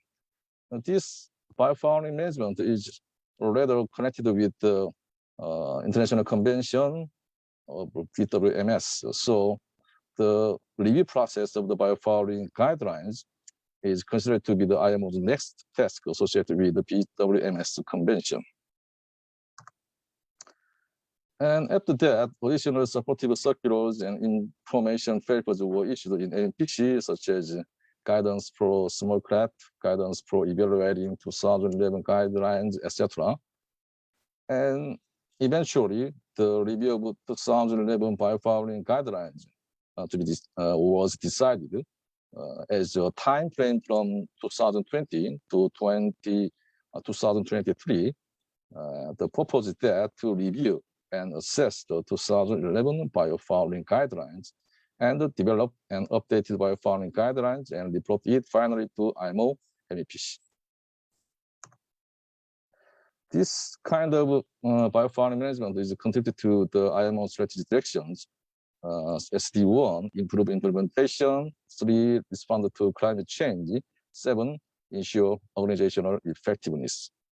As to the supplementary benefits for biofouling management, first, improve ships' hydrodynamic performance, which is associated with the ISO 19030. Second, fuel saving effect caused by reducing frictional resistance. Third, decrease in air pollutant emissions. Let's move on to the design construction options for biofouling guidelines. Firstly, the range of factors influencing biofouling. First, design and construction, such as optimum anti-fouling coating system and anti-fouling system, as well as niche area design, number, and location.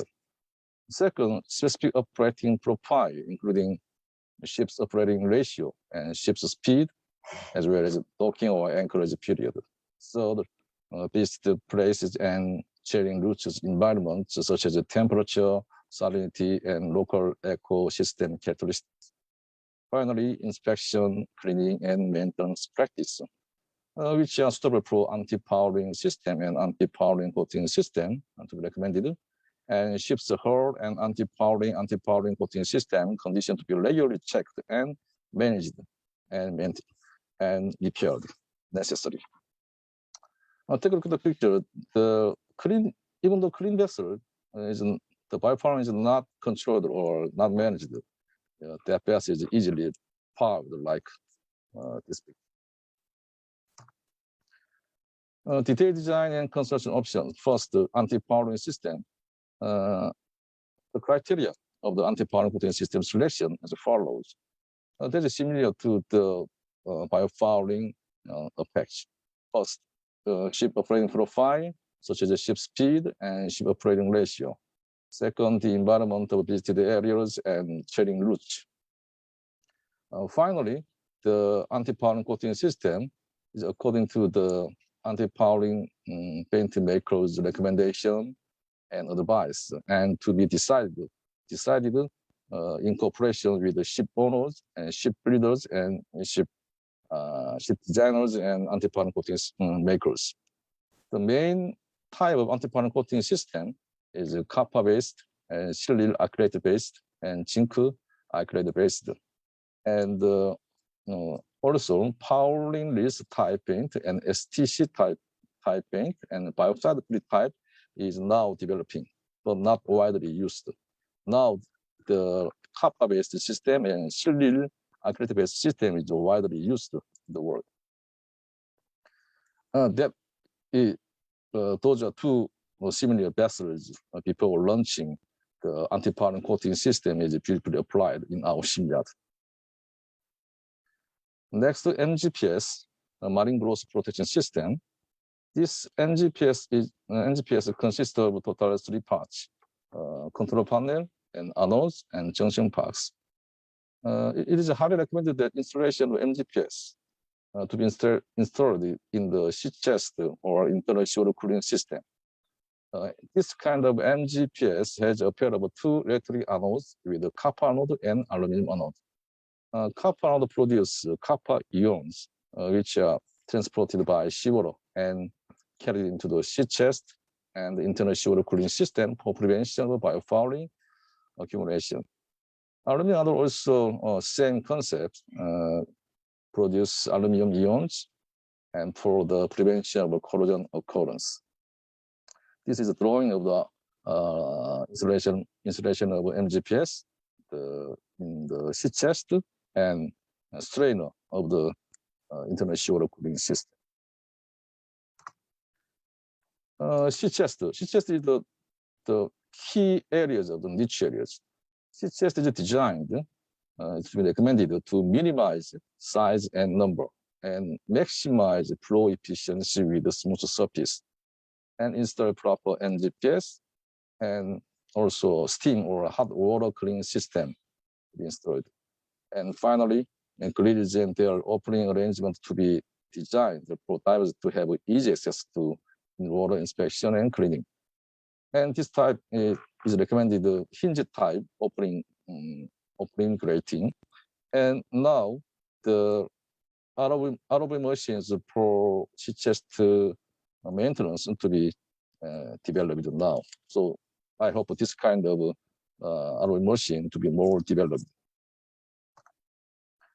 And the literature fittings and equipment, such as a stabilizer pin or other bow thruster or stern thruster, those kind of items designed to avoid external reinforcement, such as stiffeners where possible, and designed for in water inspection and maintenance. Next, bus tunnel. First tunnel to be designed and installed the above light water line or accessible to divers, and also easy access to in water inspection, cleaning, and maintenance. Propeller and shaft. Propeller and shaft also to be designed to minimize the regular in water inspection, cleaning, and to maintain propeller efficiency. And alternative option, as to the alternative options, the powering, release style coatings, or others may be options where possible and appropriate. However, this kind of coating system has a higher initial investment cost with material and application. And also the cost effectiveness with the performance has yet to be verified, so still not widely used. So to be more developed and more that study to be more encouraged. However, the growth of this kind of power style coating is very shiny and beautiful. Let's move on to the ongoing research and development items. I'm not directly doing research and development, but I received the information from our SW1 members and others. Firstly, the measurement of a change in hull and propeller performance. As you already know, the fouling is occurred, the hull roughness and frictional resistance is increased, and it affects increase in engine power and speed loss. So finally, leads to increase of fuel consumption and GHG gas emissions. Take a look at the speed power curve. At the same engine power, the vessel's speed of clean ships is better than pilot ship like that. So this kind of research, the correlation research between hull performance and biofouling conditions to be more developed and to be more encouraged, I hope. Second, safety simulation for modeling the reference effect of biofouling on ship hydrodynamic performance. CFD, computational fluid dynamics, enables the prediction of the reference effect of biofouling and anti-fouling coatings on ships' hydrodynamic characteristics. This kind of CFD simulations are performed by employing the reference functions obtained by experiments into the CFD models. So this kind of CFD simulation also in early stages, so requires multidisciplinary researches and holistic approaches. Second, U-type anti-fouling paint. For example, metamarine technology. This metamarine technology comes from medical industries. This metamarine technology contained anti-fouling coating system was usually developed and applied in shipyard. This molecule with metamarine is powerful and repellent effect on biofouling on ships. And also it can be combined into the various anti-fouling systems, and also has outstanding performance to prevent the macro-fouling, such as barnacle and lava. However, micro-fouling is not big and efficient for kind of coating system. So I expect the other eco-friendly U-type and innovative anti-fouling coating systems such as fouling release type or outside free type to be more developed. Air bubble technology. A system that uses air pumps to create the air bubbles and push them out through specially designed vents in the hull bottom. This air bubbles technology friction resistance is reduced and engine does less work to achieve the same power, same speed. One of the side benefits of the pushing bubble is then making it more difficult for biofouling to attach themselves. As a shipbuilding engineer, I like this kind of multidisciplinary technology. So I look forward to seeing the days this kind of technology to be widely used in the actual condition of a ship. Fifth, ROV technology. ROV technology already explained by TAS Global, Mr. Kim, President Kim. In line with the improvement of road technology and the review of biofouling guidelines, the development of ROV machines for underwater inspection and cleaning is in full swing in the world. The advantage of the ROV machine is that secure the safety of underwater diver and leading to reduce off-fire time of the ships and prompt and convenient underwater inspection and cleaning when necessary. The direction of development of ROV machines is expected. Firstly, developing the eco-friendly cleaning waste treatment system and capture it and to transport it to the land disposal facility. And second, smart digital database system for underwater inspection condition and underwater cleaning result and with the software. So this kind of ROV machine to be equipped with the smart software and the filtering system, smart filtering system to be expected. Now, the review process of the biofouling guidelines is the filtration and capturing of the cleaning waste system, such as biological cleaning waste and or painting particles also considered. Conclusion: as to the industry review, the biofouling guidelines to be strengthened in practical terms, highlighting following key views. First, protecting the marine environment by minimizing the biofouling and transfer of invasive aquatic species. Second, fuel saving effect caused by reducing frictional resistance. Third, preservation of atmospheric environment by decreasing air pollutant emissions or GHG gas. In this regard, the stakeholders will have in-depth discussion to prepare for the appropriate implementation of biofouling management. I think otherwise, it is deemed insufficient. It can be followed by the mandatory instrument or mandatory application.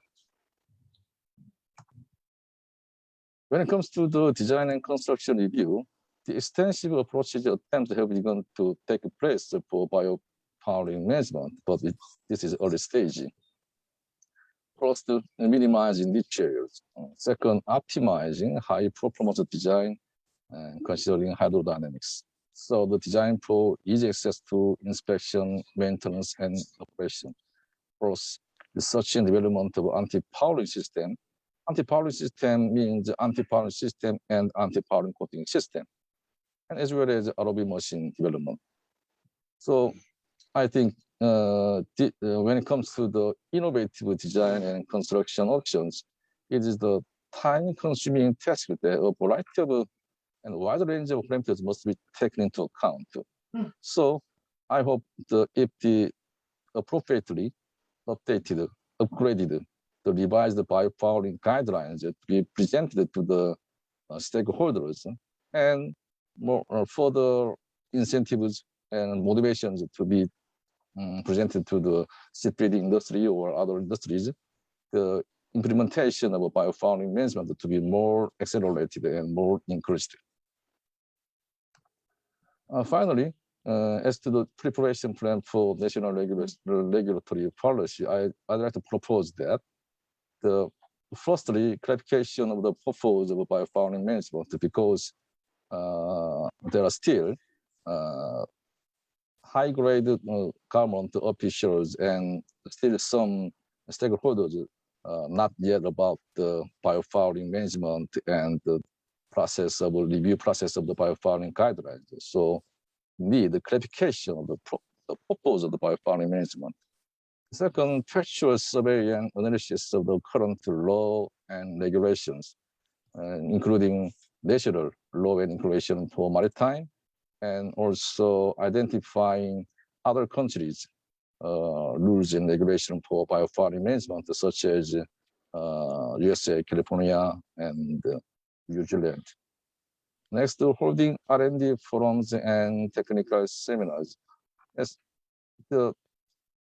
through the various R&D seminars and technical seminars, R&D forums, we can share the useful information and exchange the technical opinions among stakeholders. So indeed. Next, the active discussion in IMO and the public and the industry communication is needed. And finally, establishment of a national biofouling guidelines and the requirement, and subsequently lead to technology development and industry for strategy, and to combine with to globally consistent biofouling approaches and national the proper implementation of biofouling management. Yes, thank you. Oh, thank you very much, Mr. Park. I think this is a very interesting presentation. That we see that the industry, shipbuilding industry, is actively responding to biofouling issues. You know, of course, they want to improve the fuel efficiency, and then they want to sell the vessels. Right. Yeah. So you know, you mentioned in private message to me that the industry overall is not really active to this issue, and that you want to raise awareness among them, right? Yeah, right. So I would like to ask you why among your shipbuilding industry this issue is not significantly raised yet. Is there any reason for that?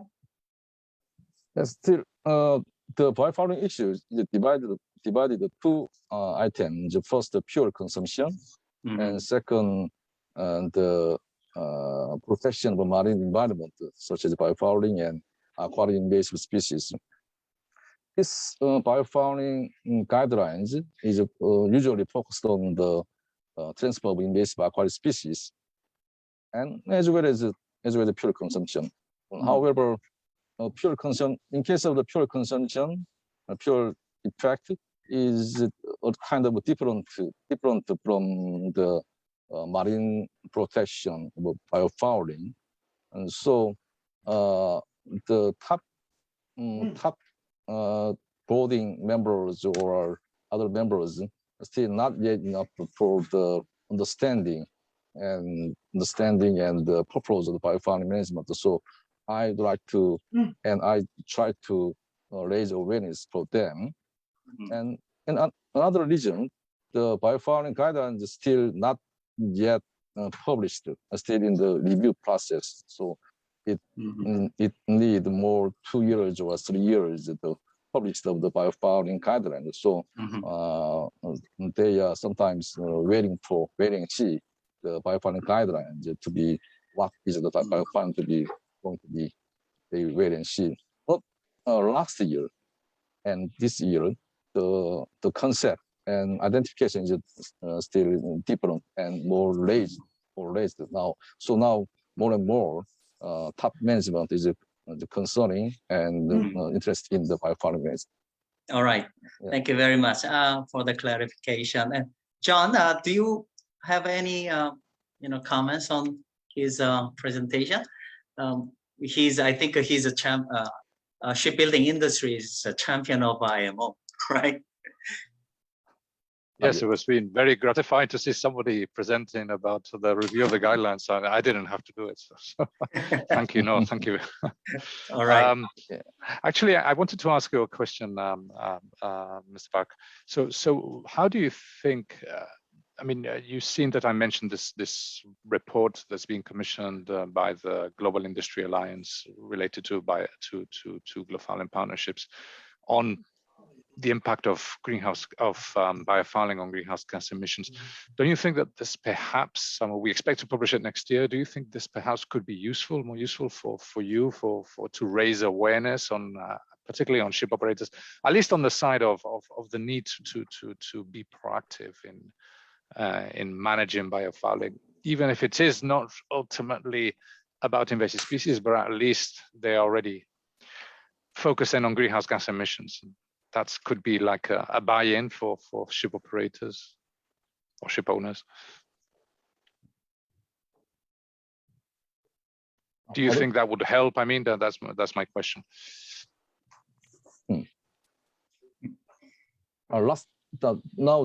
Our team members is up time, so a kind of noisy. So can you say the last yes, the last sentence? Yeah, last part. So do you think if this report that we are planning to publish can help you and other sort of shipbuilders increase the awareness of ship owners and ship operators about the need to manage biofouling proactively? Of course. The IMO's report and other academics report, other industry report, and more document is very helpful to raise awareness to shipbuilding industry and the ship owners. So we would like to join the various R&D forums and technical seminars, so to take the information from document and report from IMO and other industries. And this is on that note, if I may comment as well, so the Biofouling partnerships, I mean, it's not official yet, but in September 2022, we will host hopefully physically the second R&D forum on research and technology related to biofouling. So that's probably going to be like a full week actually, with involvement of the industry. We're going to have as well an innovation challenge as well to encourage research in new technologies and new solutions as well. So that's something that we look forward to all of you to take part. Yeah, also I able to deliver it to our established members to join or prepare the documentation. Yeah. Right. Thank you very much. And then let's move on to the panel discussion session.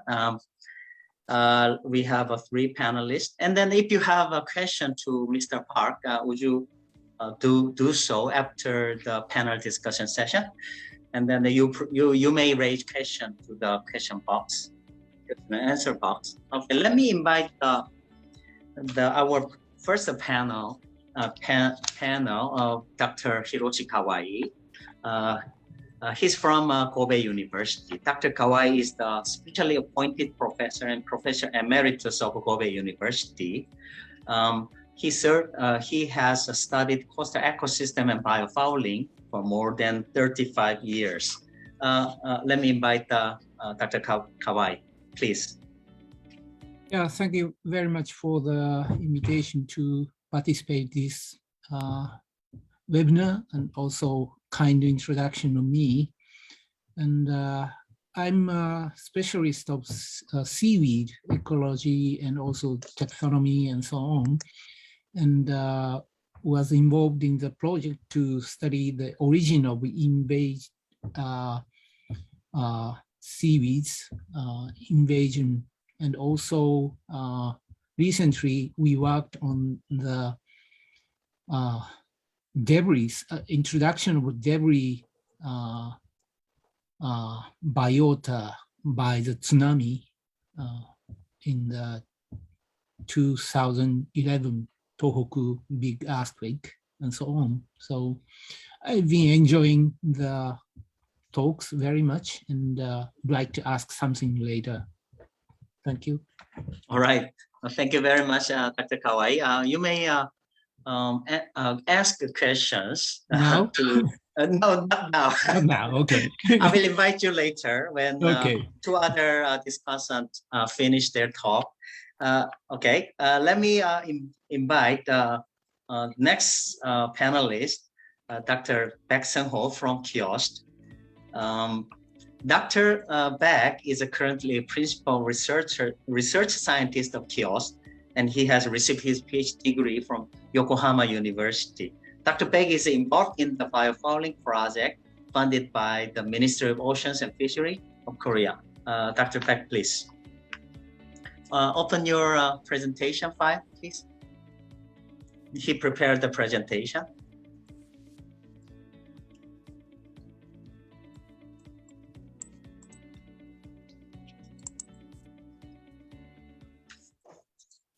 Can you see my presentation? Yes, we can see clearly. Please go ahead. Yeah. Hello, everyone. Thank you for invitation. I am Seung-ho Baek, working at Kiosk. Today, I would like to talk about our project. The title is the techniques development for management and the evaluation of biofouling on ship hulls. Our project have a launching in Korea for 5 years, starting from this year. You can see the current hull inert cleaning. Right is a future hull inert cleaning system. Left figure shows the inert cleaning by diver. The classical method has affected on the various pollutants, including aquatic, invasive species into the sea bottom. On the other hand, if we use the inert cleaning by the ROV, looks like in this light, we can contribute to the mineralize marine environmental pollution. This eco-friendly method help maintain a sustainable ecosystem. The goal of a post sub-team of this project, already mentioned Mr. Yushik Kim, is to development of a robot ROV technology, which can contribute to the moving, suction, and moving, capture, and suction filter of ships biofouling. The goal of a second sub-team is, this is our group, is to evaluate the ecological risk of organism and the paints, which are byproduct generated after inert cleaning. And also we have to reorganize domestic law and a policy support for the ships biofouling.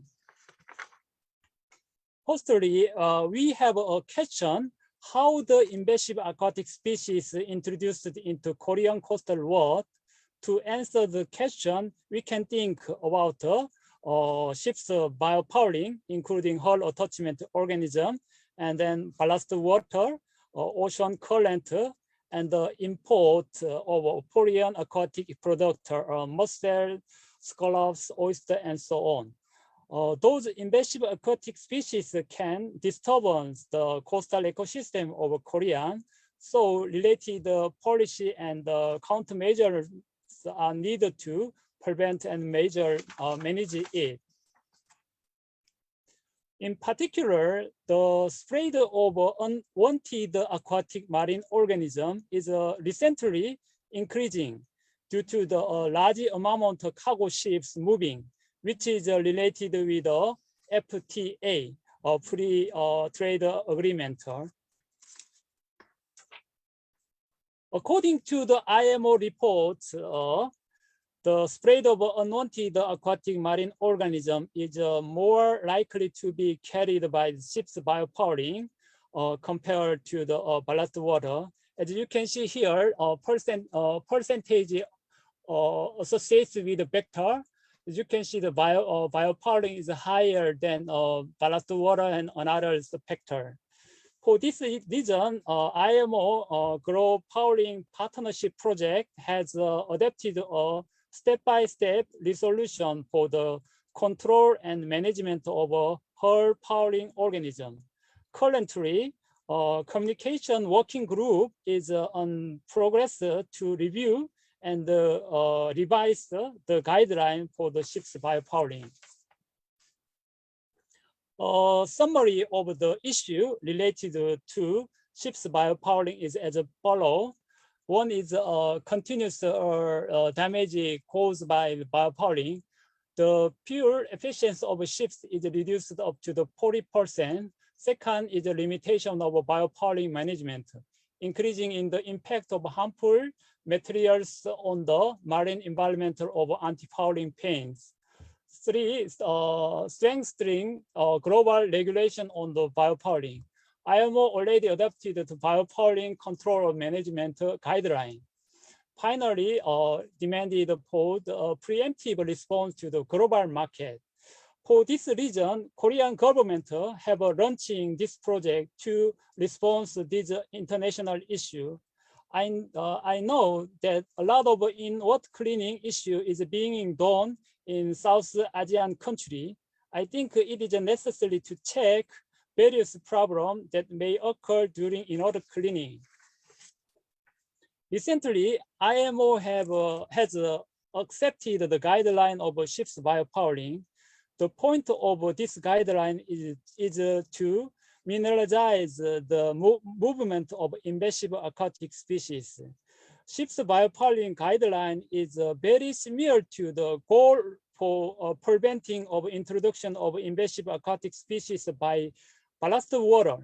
This follow is the process of ballast water related agreement. So we can think ship's biofouling management is also similar to the process of ballast water management in near future. This slide is an example of the preemptive response to the management of ship's biofouling, New Zealand and United States. As you can see in the picture of the left, New Zealand law required to the submit a certificate of removal of biofouling within 30 days before entering the port. Also in the United States of California, for above ship over 300 tonnage, those ships needed to submit of a proof of removal, namely a marine invasive species program annual vessel reporting form. Based on the international trends of shipping biofouling, Korean government has launching our project in order to preemptive response to the removal of management of ships biofouling. This slide shows our research vision and strategy and the purpose. The vision is a preemptive response to international environmental regulation. Purpose is in response to the IMO environmental regulation, development of effective management techniques for biofouling on ship's hull. So I would like explain the detailed item. First item is a development of a risk assessment technique for produced after biofouling removal. The one is a development of techniques for the biological risk assessment, which is including the biofouling and their survival, risk assessment of inert cleaning, removal of biofouling. Second is a chemical, toxicological hazardous and environmental risk assessment. This is focused on analyzing over the active substandard releases for inert cleaning, their environmental factor. The third is a performance evaluation over the inert cleaning. We have to develop the manual, first 1 and 2. Based on the manual, we have conformed cross-check in this decision, performance evaluation of inert cleaning. Second is establishment of risk management system on the biofouling organisms. We have to select of harmful biofouling organism on ship, and we have to suggest a management system. So so many marine harmful organism, bacteria, microalgae, macroalgae, benthic organism, we have to select the harmful species in the ship hull and the port, international ports. And then we develop the in situ technique for detection biofouling organism on the ship's hull in the international port, eDNA assay, LASA assay. So based on the 1 and 2, we have to make the biofouling database in harbor and the shipbuilding, ship hull. Third, establishment of risk assessment and management plan for the biofouling organism. In this part, management guideline for the risk assessment of international standardizations, focusing on IMO standardization on key assessment method, submission of agenda of IMO, international cooperation of coordinator of it. The second is stutter. Yeah. Stutter is verification of a review of a similar between the domestic and the foreign law. We have two suggestions on the draft of a regulation. So we would like to briefly introduce the user of the research item based on the various scientific data obtained from the research institutes and the university. Through this project, government revised related with the law and the regulation.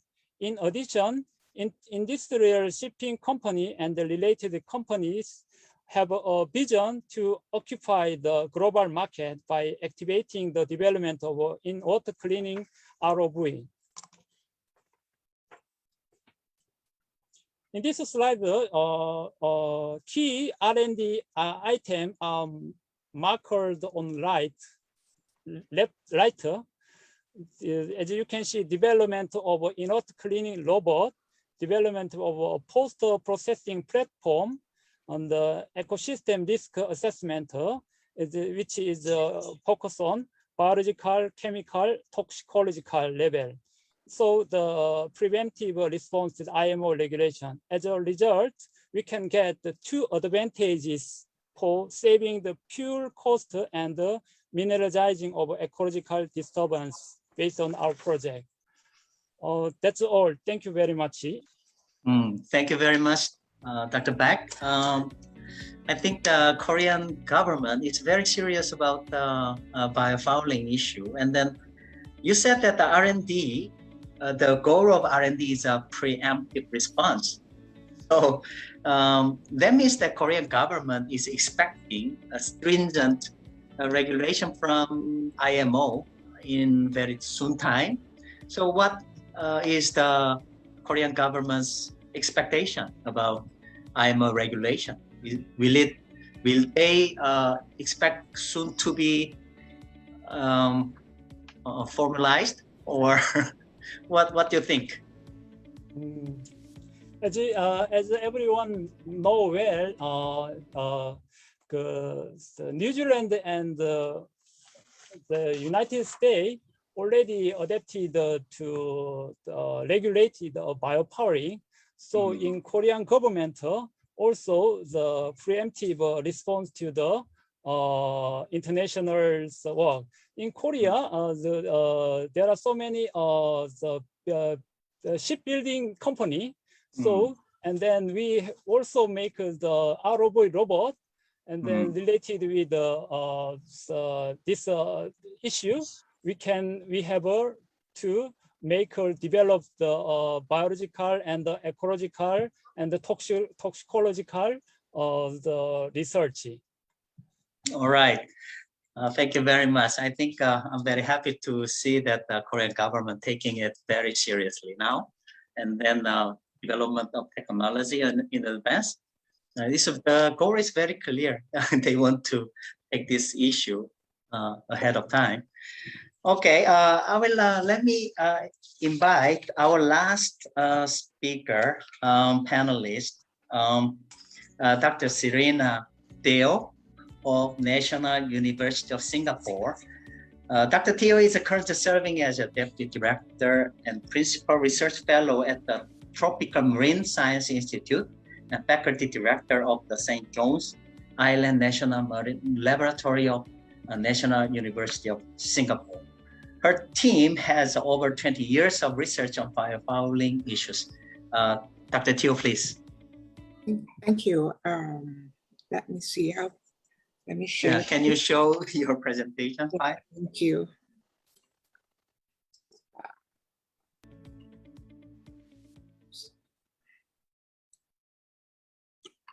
Sorry. Okay, thank you. Thanks, Prof. Shin, for the introduction. What I'd like to do now is maybe to reach out to, I'm not sure how many biologists we have inside the audience today, but I'd like to share a bit about some of the challenges that we face in Southeast Asia, because I think this is very important in how we decide to convert all that policy that's coming from IMO and elsewhere into what I call actionable items.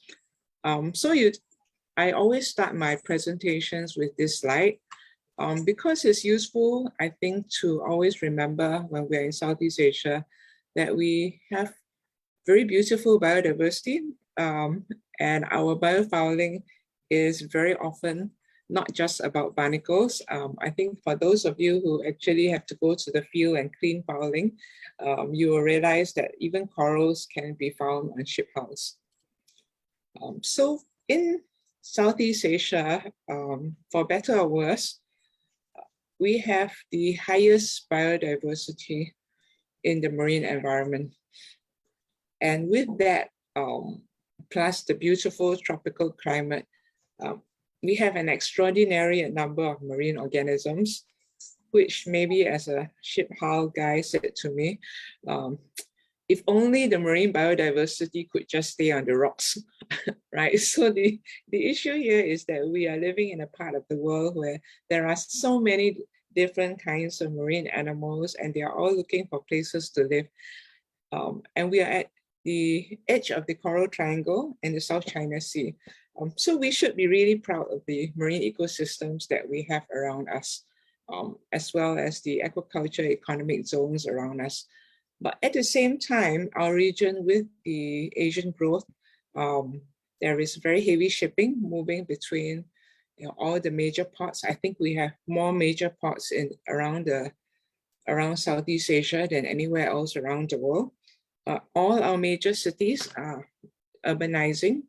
With the blue economy, the use of the sea is becoming more and more aggressive. And with that, we're seeing a lot of coastal eutrophication. So myself as a biologist, when I started out with this, it was all quite complicated. On one hand, anti-fouling has been the largest source of chemical pollution in the oceans for a long time. And on the other hand, today we are talking about invasive species. So it's just trying to balance between these two major issues, pollution, invasive species, as well as, so how do you think about marine conservation in such a situation? So I'd just like to share with you my thoughts on how I went about dealing with this. And to all our Southeast Asian partners out there, I always say that it's never too late to start building a baseline. For many countries in Southeast Asia, there is no baseline. And this actually makes things very difficult when we are trying to manage biofouling without a baseline. And my message to everyone, the biologists out there, is that it's never too late to start. We started this simply by putting down panels every month. And we have been doing this for over 15 years. It just consists of somebody going down every month, putting down a panel, taking it out after 1 month, photographing it, and then cleaning it and putting it back. And from there, you learn so much about the fouling. Like we know now that in our port, there is very strong seasonality. People always say that there's fouling all year round. But I think for those of you who actually go out frequently, you know that that's not entirely true. In the tropics, the fouling does go up and down, and it's very strongly driven by the monsoon seasons.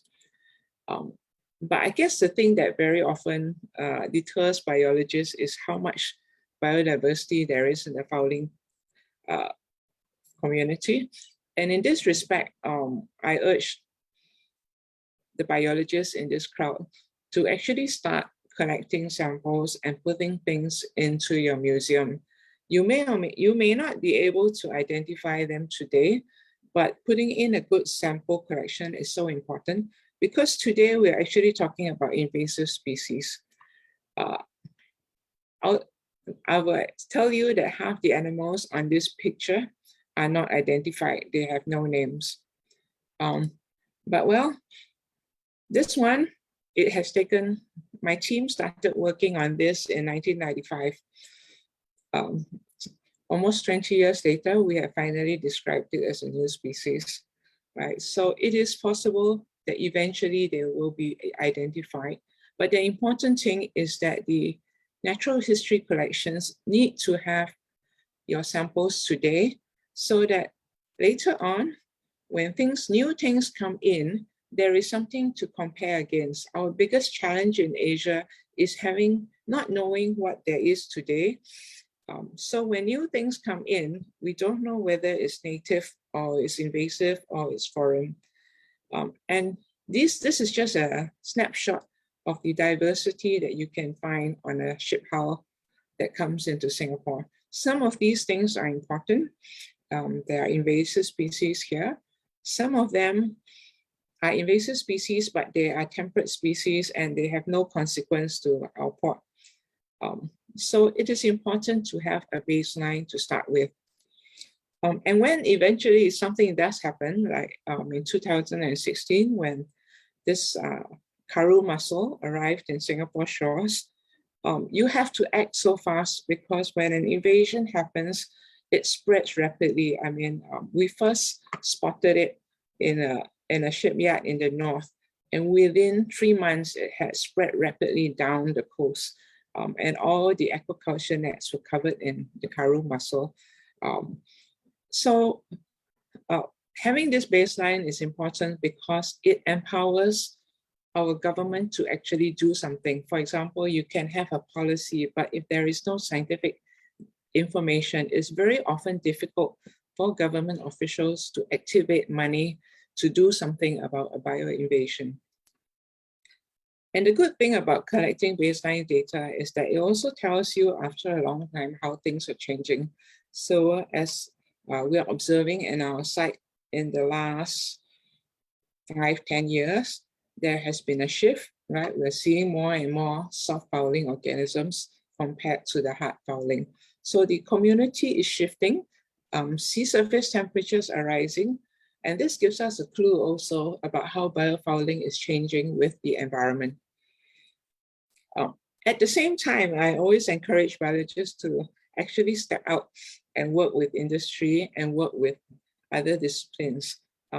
Everything you saw up there about baselines and taxonomy and doing all that stuff on invasive species, all that costs a lot of money, right? And for all of you who are in Southeast Asia with struggling biologists in natural history departments, I fully appreciate how difficult it is to get any money to do that kind of basic research. So for myself, I have actually since 2000 been quite active in working with material scientists. You can help them so much simply by testing materials. The development of anti-fouling systems and anti-fouling coatings, it's all about preventing marine organisms. So it is so important for us to work as biologists with engineers so that from the early onset, early stage of the research, we are thinking about environment safety. There are very good anti-fouling coatings out there, but some of them are very toxic and they will kill those coral reefs. So working with a biologist from the beginning will prevent that situation from happening. And I just wanted to throw in this slide for those people who are doing cleaning because very early on in 2007, we were already working with the US Navy looking at cleaning. And one of the lessons that came out from there was that we should never be cleaning barnacles, right? All hull cleaning should really be done at what I call the slime level.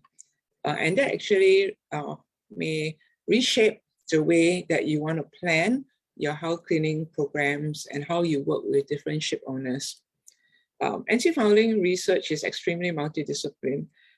Most of my research partners are not biologists, they are chemists, polymer people. It's not easy to work with the engineer sometimes, but on the other hand, I think that we can really make a difference in how technology is developed. And more recently, we are starting to talk to people in policy and social science. I wanted to, before I finish, I just wanted to share, as Diane had mentioned, as part of the ballast water Grow Ballast, there was a project, and in the project, they had actually started a fouling assessment. So a baseline does exist in Southeast Asia. And I hope that in the audience, you guys will actually support some of these scientists who started this baseline and help them to keep up that baseline, because that baseline is going to be so useful. I always tell people anti-fouling is one of the research areas you can get into where you not only save the planet, you also save a lot of money. But in our region right now, I think we need a lot of education so that people understand what invasive species is about. We need safe products. And more importantly, I think a lot of our policymakers are struggling to turn policy into action, and that needs a lot of science. So thank you very much. Thank you very much, Dr. Teo. This is a wonderful presentation on your research experience. And then I have a question. You said that this is a unique challenges in Southeast Asia. So, this cannot be unique issue. This means that you think that biofiling issue is more serious than other area? So there is actually a study, and I was a part of a US Navy study in 1998 to 2000, and where biofouling settlement experiments were carried out in 7 countries around the world. And I hate to say this, but yeah, we won, right? Our anti-fouling failed within 1.5 years compared to all the other countries. So biofouling in Southeast Asia is really bad. All right. Thank you very much. And then let's move on to the question and answer session. But I would like to invite speakers for the photo session first, because Dr. Kawai have to leave very soon. So I will give Dr. Kawai to take the floor first before you leave. Okay. So would you turn on your videos, and then let's take a photo, just a few minutes. Speakers and panelists, would you turn on your video, and then let's take a photo, just a minute. Are you ready? All right.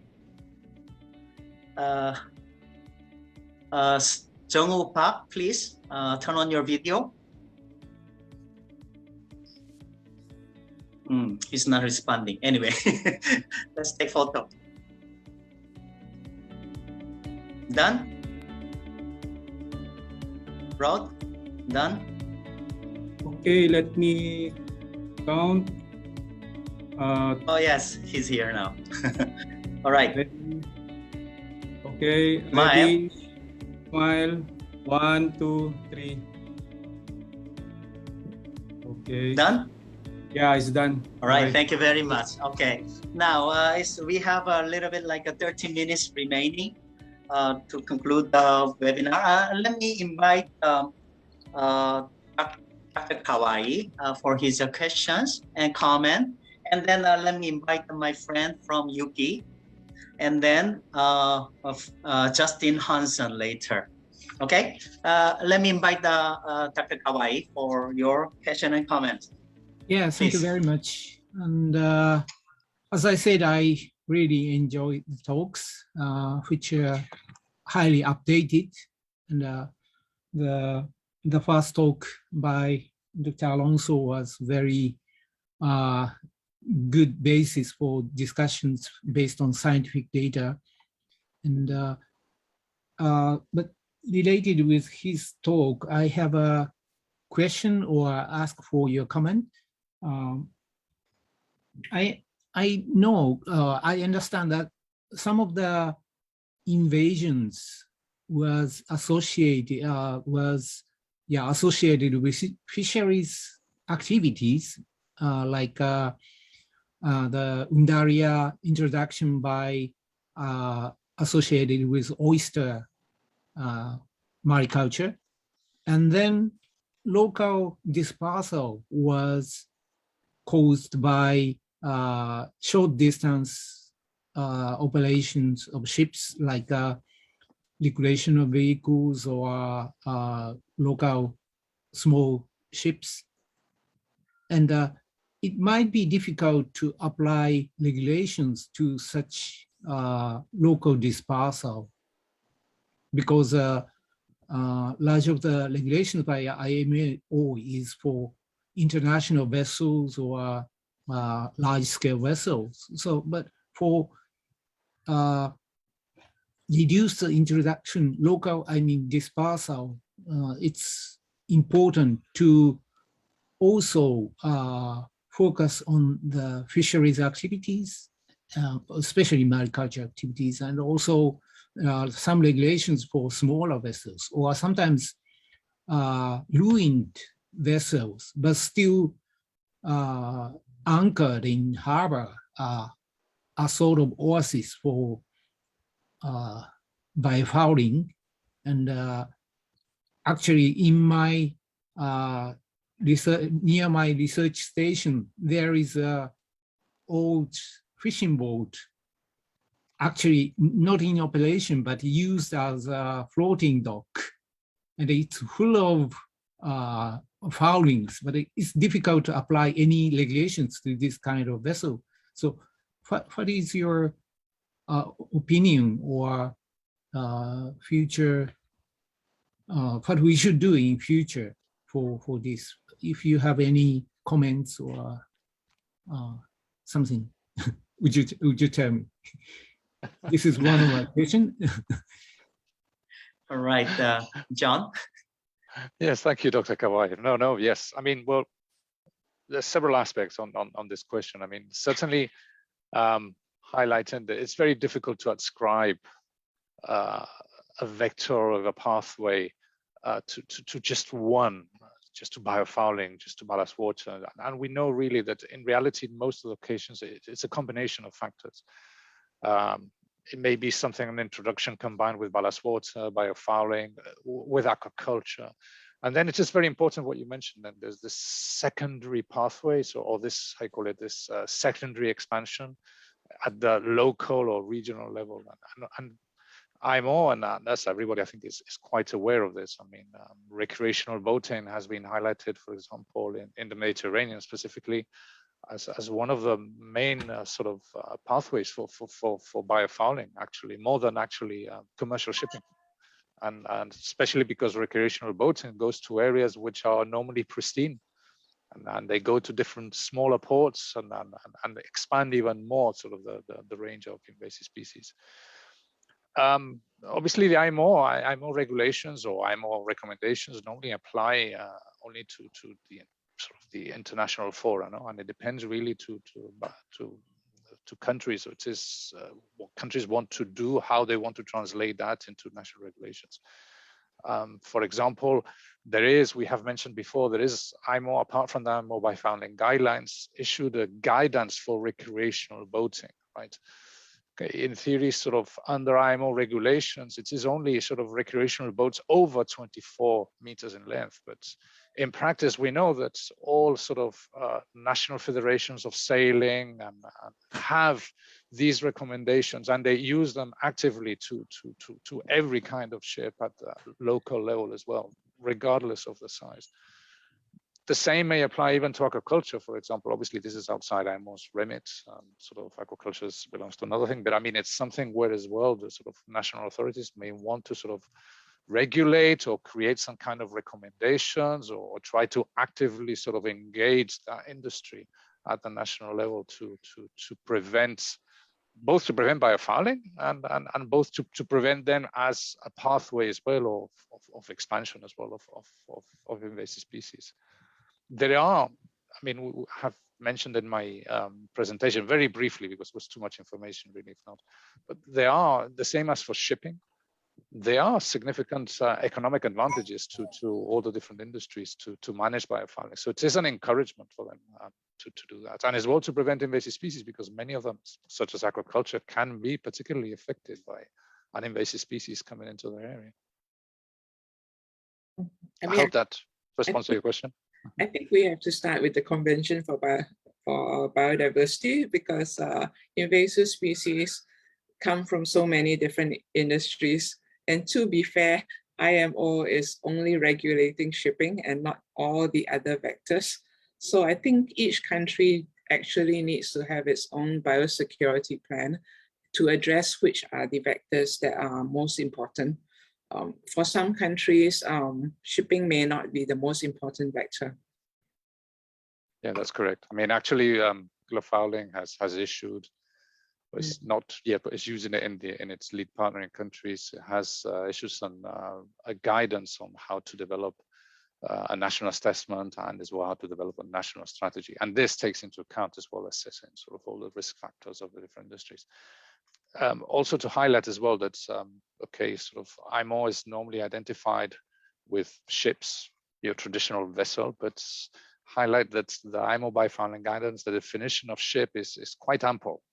And that sort of covers as well almost any kind of floating structure, no? Production structure beyond your traditional vessel. No? And so that's why normally you would think that, or actually the factor is the offshore oil and gas industry would fall under IMO's remit and so forth. Definitely not aquaculture, of course. Yeah. Right. Although we've seen these huge structures now that are being produced and deployed in, for example, in China and in Norway, Yes. there are larger than offshore oil and gas platforms for aquaculture. So this is really quite interesting. All right. Thank you very much. I'm sorry, spending much time for my question. And can I have one more brief? Yes, please go ahead. Question. I would like to ask Dr. Park about the IMO guideline, and I heard that shipping company has concern about the terrorism when they make the access to the niche area easily. So if you can open the sea chest, for example, easily from outside, there is a concern about the access by some strange people. So I think some very innovative way to treat the sea chest is necessary. Have you heard about the concern on this kind of issue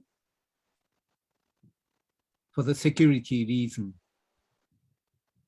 Mr. Park.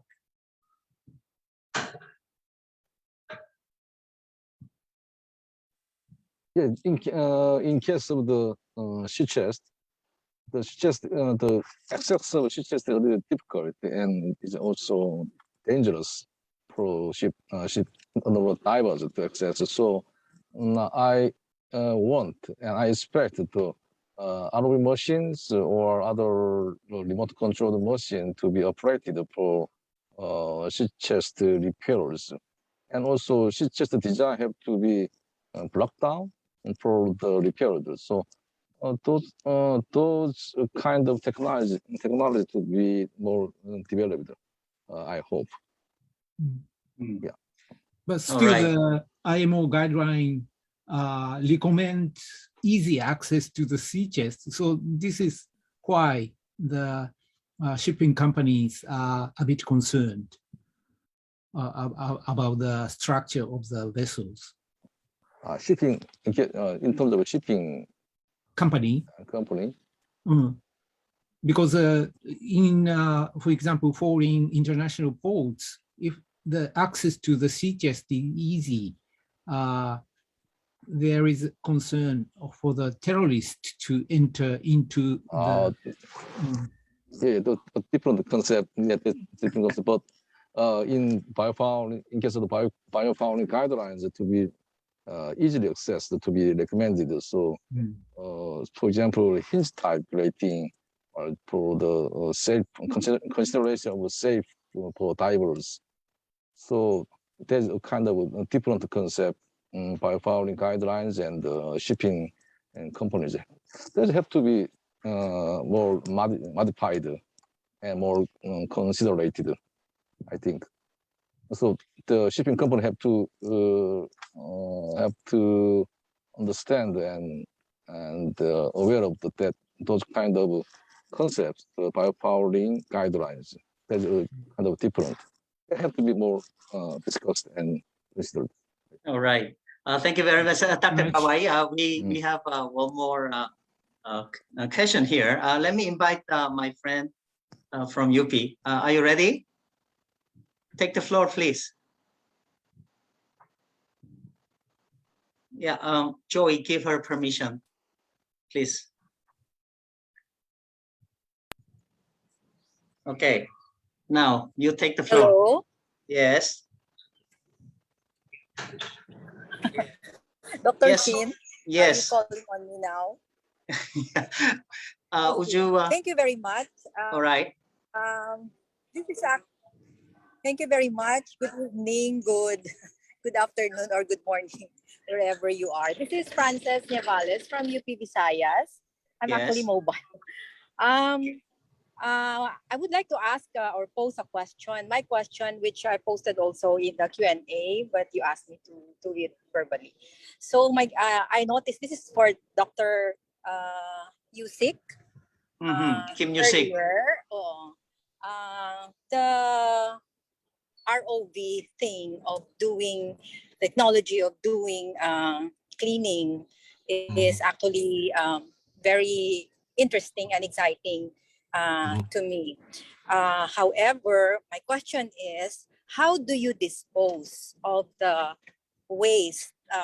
It was answered partly, but I'm particularly interested on the microorganisms, which I noticed when in one of your slides, I noticed Prorocentrum minima and a few other species of Prorocentrum as among the more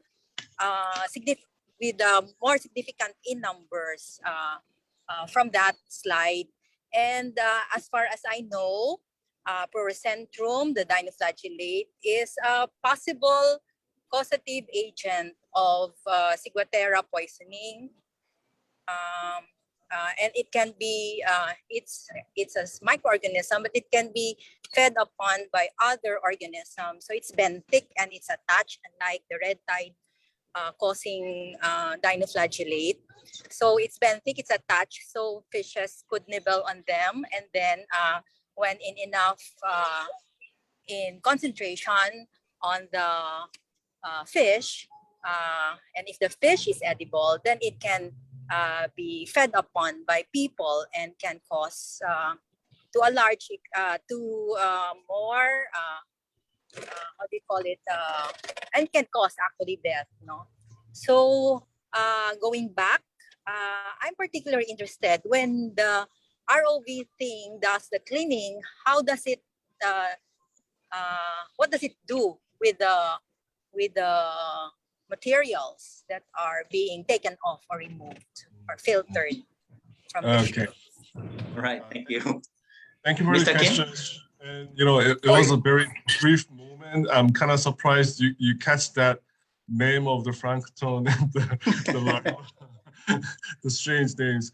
Yes, okay, so the captured water goes into the filtration system, and within the filtration system, the filtered water goes out, and the particles and the larvae and bacteria, they stay within the filter system, and the filtering rate, and except for the larva, the organism bigger than 10 micro will be captured 99.999 something percent. So the water coming out of the filtration system do not have the organism you have concern. The organism is captured and disposed on land. We carry back to the land and we dispose them as an industrial waste. Actually, we pay them to get rid of them. So that's how it works. Is that sufficient enough for your question? Okay, so I assume they're killed. If it's they're killed. Also, they are killed, and the captured they don't leave you know, like a live abundance test, something like that. You know how much these things leave after capture. They don't leave one day. Like they just die instantly. All right. I think that's enough for our discussion, and we have barely 10 minutes remaining, and then I'm very hungry, and then we want to wrap up this workshop. I'd like to share, you know, actually, before I start the session, I already prepared this, you know, summary and a recommendation. Okay, so this is a conclusion of this, you know, workshop that biofouling create impact ecosystem and shipping industry because of the fuel efficiency, and investment will render benefits also to industry and health of the marine ecosystem. ASEAN countries are largely lacking in policy and legal framework for combating biofouling. And biofouling is a pervasive challenge in Southeast Asia, you know, according to Dr. Teo, due to tropical warm water year-round and high marine biodiversity. And PEMC countries are investing in R&D for technology and biofouling, removal prevention and management. Actually, our Korea is spending lots of money for preemptive action, and R&D efforts in identifying invasive aquatic species globally ongoing, but more work needs to be done in understanding life cycle and preventing and managing their spread and addressing their impacts. This is my conclusion, you know, but I have come up with the recommendations. Research efforts should continue in identifying country and region-specific biofouling community, because region by region, we have a different biofouling community, and we need to understand to set the baseline. And national governments are encouraged to develop their national policies on biofouling prevention and management. Awareness building, this is specifically an important area on biofouling issues, should be promoted through knowledge sharing activities, and we need to set up a platform. And regional guideline on biofouling should be developed as promoted by IMO in line with IMO guideline. It is necessary to address the adverse impact of biofouling, particularly to the maritime industry, given the fuel inefficiency of vessel, which imposes damage to business and the environment. So you can find more information in Biofouling at IMO site and the PEMC site. So this is a sort of my short conclusions recommendation. I know that you have a lot of questions, but let me finalize this, and then let me invite our PEMC Executive Director, Ms. Amy Gonzalez, for final remarks.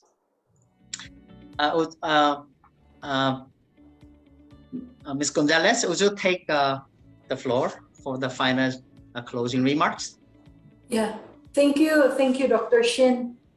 Good evening, everyone. Well, we've come to the end of this very interesting webinar on a highly fascinating topic, and I know we could go on and on, especially with the experts, no, in both the industry and the academia. This webinar is actually the second regional event that we've organized with IMO on the issue this year. As Diane mentioned earlier, we had one in June, which was aimed at awareness raising in the region. And then this is the second seminar aimed at sharing technology solutions, innovations in research, and also what's happening with the state of play in the region, and then the development in terms of the regulation, and also IMO's activities, particularly on the study on the economic impacts. There are many other facets of this work. That's the UNDP Jeff-funded Biofouling Partnership Project is doing. You know? And one of the important objective of this project is really to ensure that the activities and the program continue beyond the project's duration. It's still within the, I think we're still mid-year, right, John? And so, but especially in this region, which is characterized by varying status, economic status, political context, and resources of the maritime sector, we need to also think ahead and in terms of how do we maintain and sustain this momentum of looking into how we manage biofouling in the region. And for this, we are grateful that our Korea's Ministry of Ocean and Fisheries and EAS have joined us this time and are lending their resources on the topic and also their expertise. And hopefully, we could have more collaborative engagement with them to promote the issue in the region. And we could sustain this collaboration, and then more partners like yourselves and others will join us too. As mentioned by the previous speakers, we have pockets of research, businesses, technology innovation, and some broad regulation that covers some of invasive aquatic species. But then the conversation on the regulation and management of biofouling has just started. So the question is, where do we go from here? What are our next steps in the region? As mentioned by several speakers, and also Diane, we want to foster regional cooperation. And so at some point this year, we will invite or advertise, call for partnership to bring various actors and initiatives together to promote awareness, share information, analysis, solutions, to help shape practical regional management guidelines and also encourage national regulations and measures. Now, on November 15, that's Monday already, I will be talking to the heads of, will be participating in a discussion organized by IMO with the heads of various regional organizations in other parts of the world to also discuss templates and the process of moving these regional guidelines forward in various parts of the world. Now, I will bring the suggestions with me that came out of this meeting in order to pursue inclusive and robust preparation for the guidelines that will eventually inform the global discussion on this topic at the IMO. It's already ongoing, but formally, I think it will only start at some point in the future. IMO also, the project, Biofouling project team and us in PEMC also discussed the possibility of hosting a workshop with key actors to formally create this task force and discuss the regional guidelines probably early next year. We are monitoring the situation to check if hopefully we could have a face-to-face meeting, if it's indeed feasible. Otherwise, it will be another virtual meeting. John has also mentioned an R&D forum in September 22 next year. So that's quite interesting. And we hope to see many of you there as well.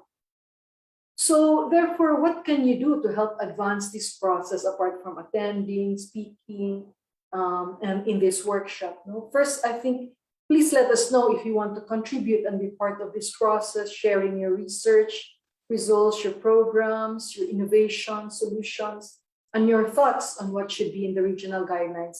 A number of you have already mentioned what should be, what could be elements to be considered in the guidelines, and we are thankful for that. Second, please spread the message and share the results of this workshop with other relevant experts, organizations, and agencies to ensure a good representation of the many sectors impacted by the issue. As John's presentation mentioned, it's not just the shipping industry that's actually affected by invasive aquatic species and issues on biofouling. Tourism industry is quite important. Aquaculture, fishing, ports, navigation. Many universities, think tanks, and government agencies need to be involved as well. And finally, I would like to thank all the participants in the collab for this rich discussion, the experts who lent us their time to make the presentation and respond to questions, Dr. Shin, Wante Shin for moderating the collab, the sponsors and organizers, MOF, KIOS, and IMO, and the PEMC staff also for organizing yet again another successful collab with technical and creative support from Eventscapes and our graphic artist, Jan Castillo. We are featuring more interesting collabs actually in this until the main conference and main ministerial forum on December 1 to 2, 2021. You're probably curious why there is this logo on EAS. 2021. This is actually our East Asian Seas Congress. So the collab is part of the preparatory collabs that we are organizing in the run-up to the Ministerial Forum on December 2, 2021 of our partnership. So please check the Congress website for more information on these events and participate also to make your voices heard and your actions and plans featured and considered as we chart a post-pandemic roadmap up to 2030 that aligns with the global ocean agenda of the UN SDG, climate change, and biodiversity conservation framework. So with that, I would like to thank everyone. Have a good evening, and we are formally closing the meeting. Thank you very much, Ms. Gonzalez. Before we really close, let me invite our co-organizer, IMO, John. Just a few words.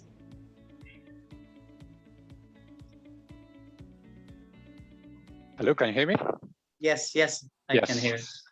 Well, thank you very much, Mr. Shin. So, as Jaime Gonzalez has just appropriately mentioned, I am very pleased to confirm once more the high level of expertise available in this region, which makes me really look forward to the initiatives that will come from East Asia as probably one of the leading regions that can show the way forward to the rest of the world and share their experience. I truly enjoyed, I don't know if you noticed, I truly enjoyed the very informative presentations from Mr. Yusuf Kim, from Mr. Park, and Mrs. Fatwar, Dr. Baek, Dr. Serena Teo, and of course the great panel discussion with Dr. Kawai. I really look forward to retaking this discussion with more time and hopefully in a physical environment. All right. And of course, thank you very much to the great moderator, Dr. Shin. So I think we'll all agree that he's been an excellent animating the discussions. And of course, thank you again to Jaime Gonzalez and the rest of the team at PEMC for organizing such a wonderful workshop in a very professional manner. All right, thank you very much. Now. Thank you, everyone.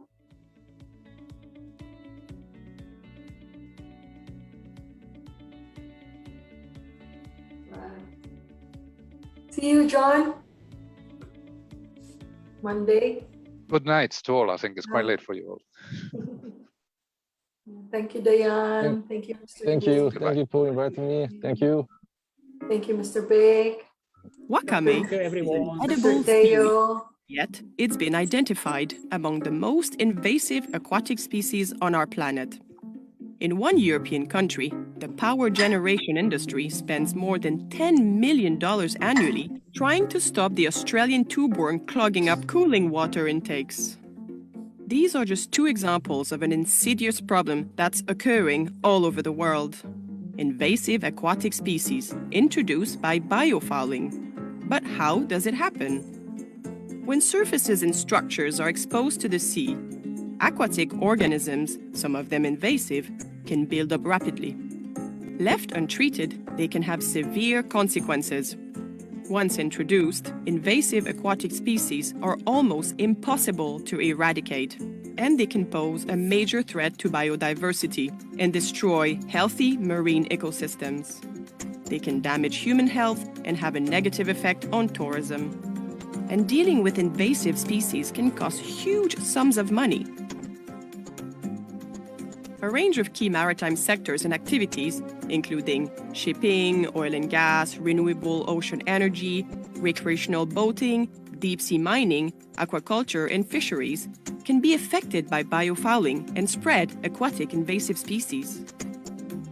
And biofouling on ships can also increase hull resistance, resulting in higher fuel consumption and more greenhouse gas emissions. But there is a solution. A global project led by the International Maritime Organization has been set up to tackle this problem head-on. Backed by the Global Environment Facility and the UN Development Programme, IMO's Biofalling Partnerships is bringing together stakeholders from all over the world to develop and share solutions to biofouling.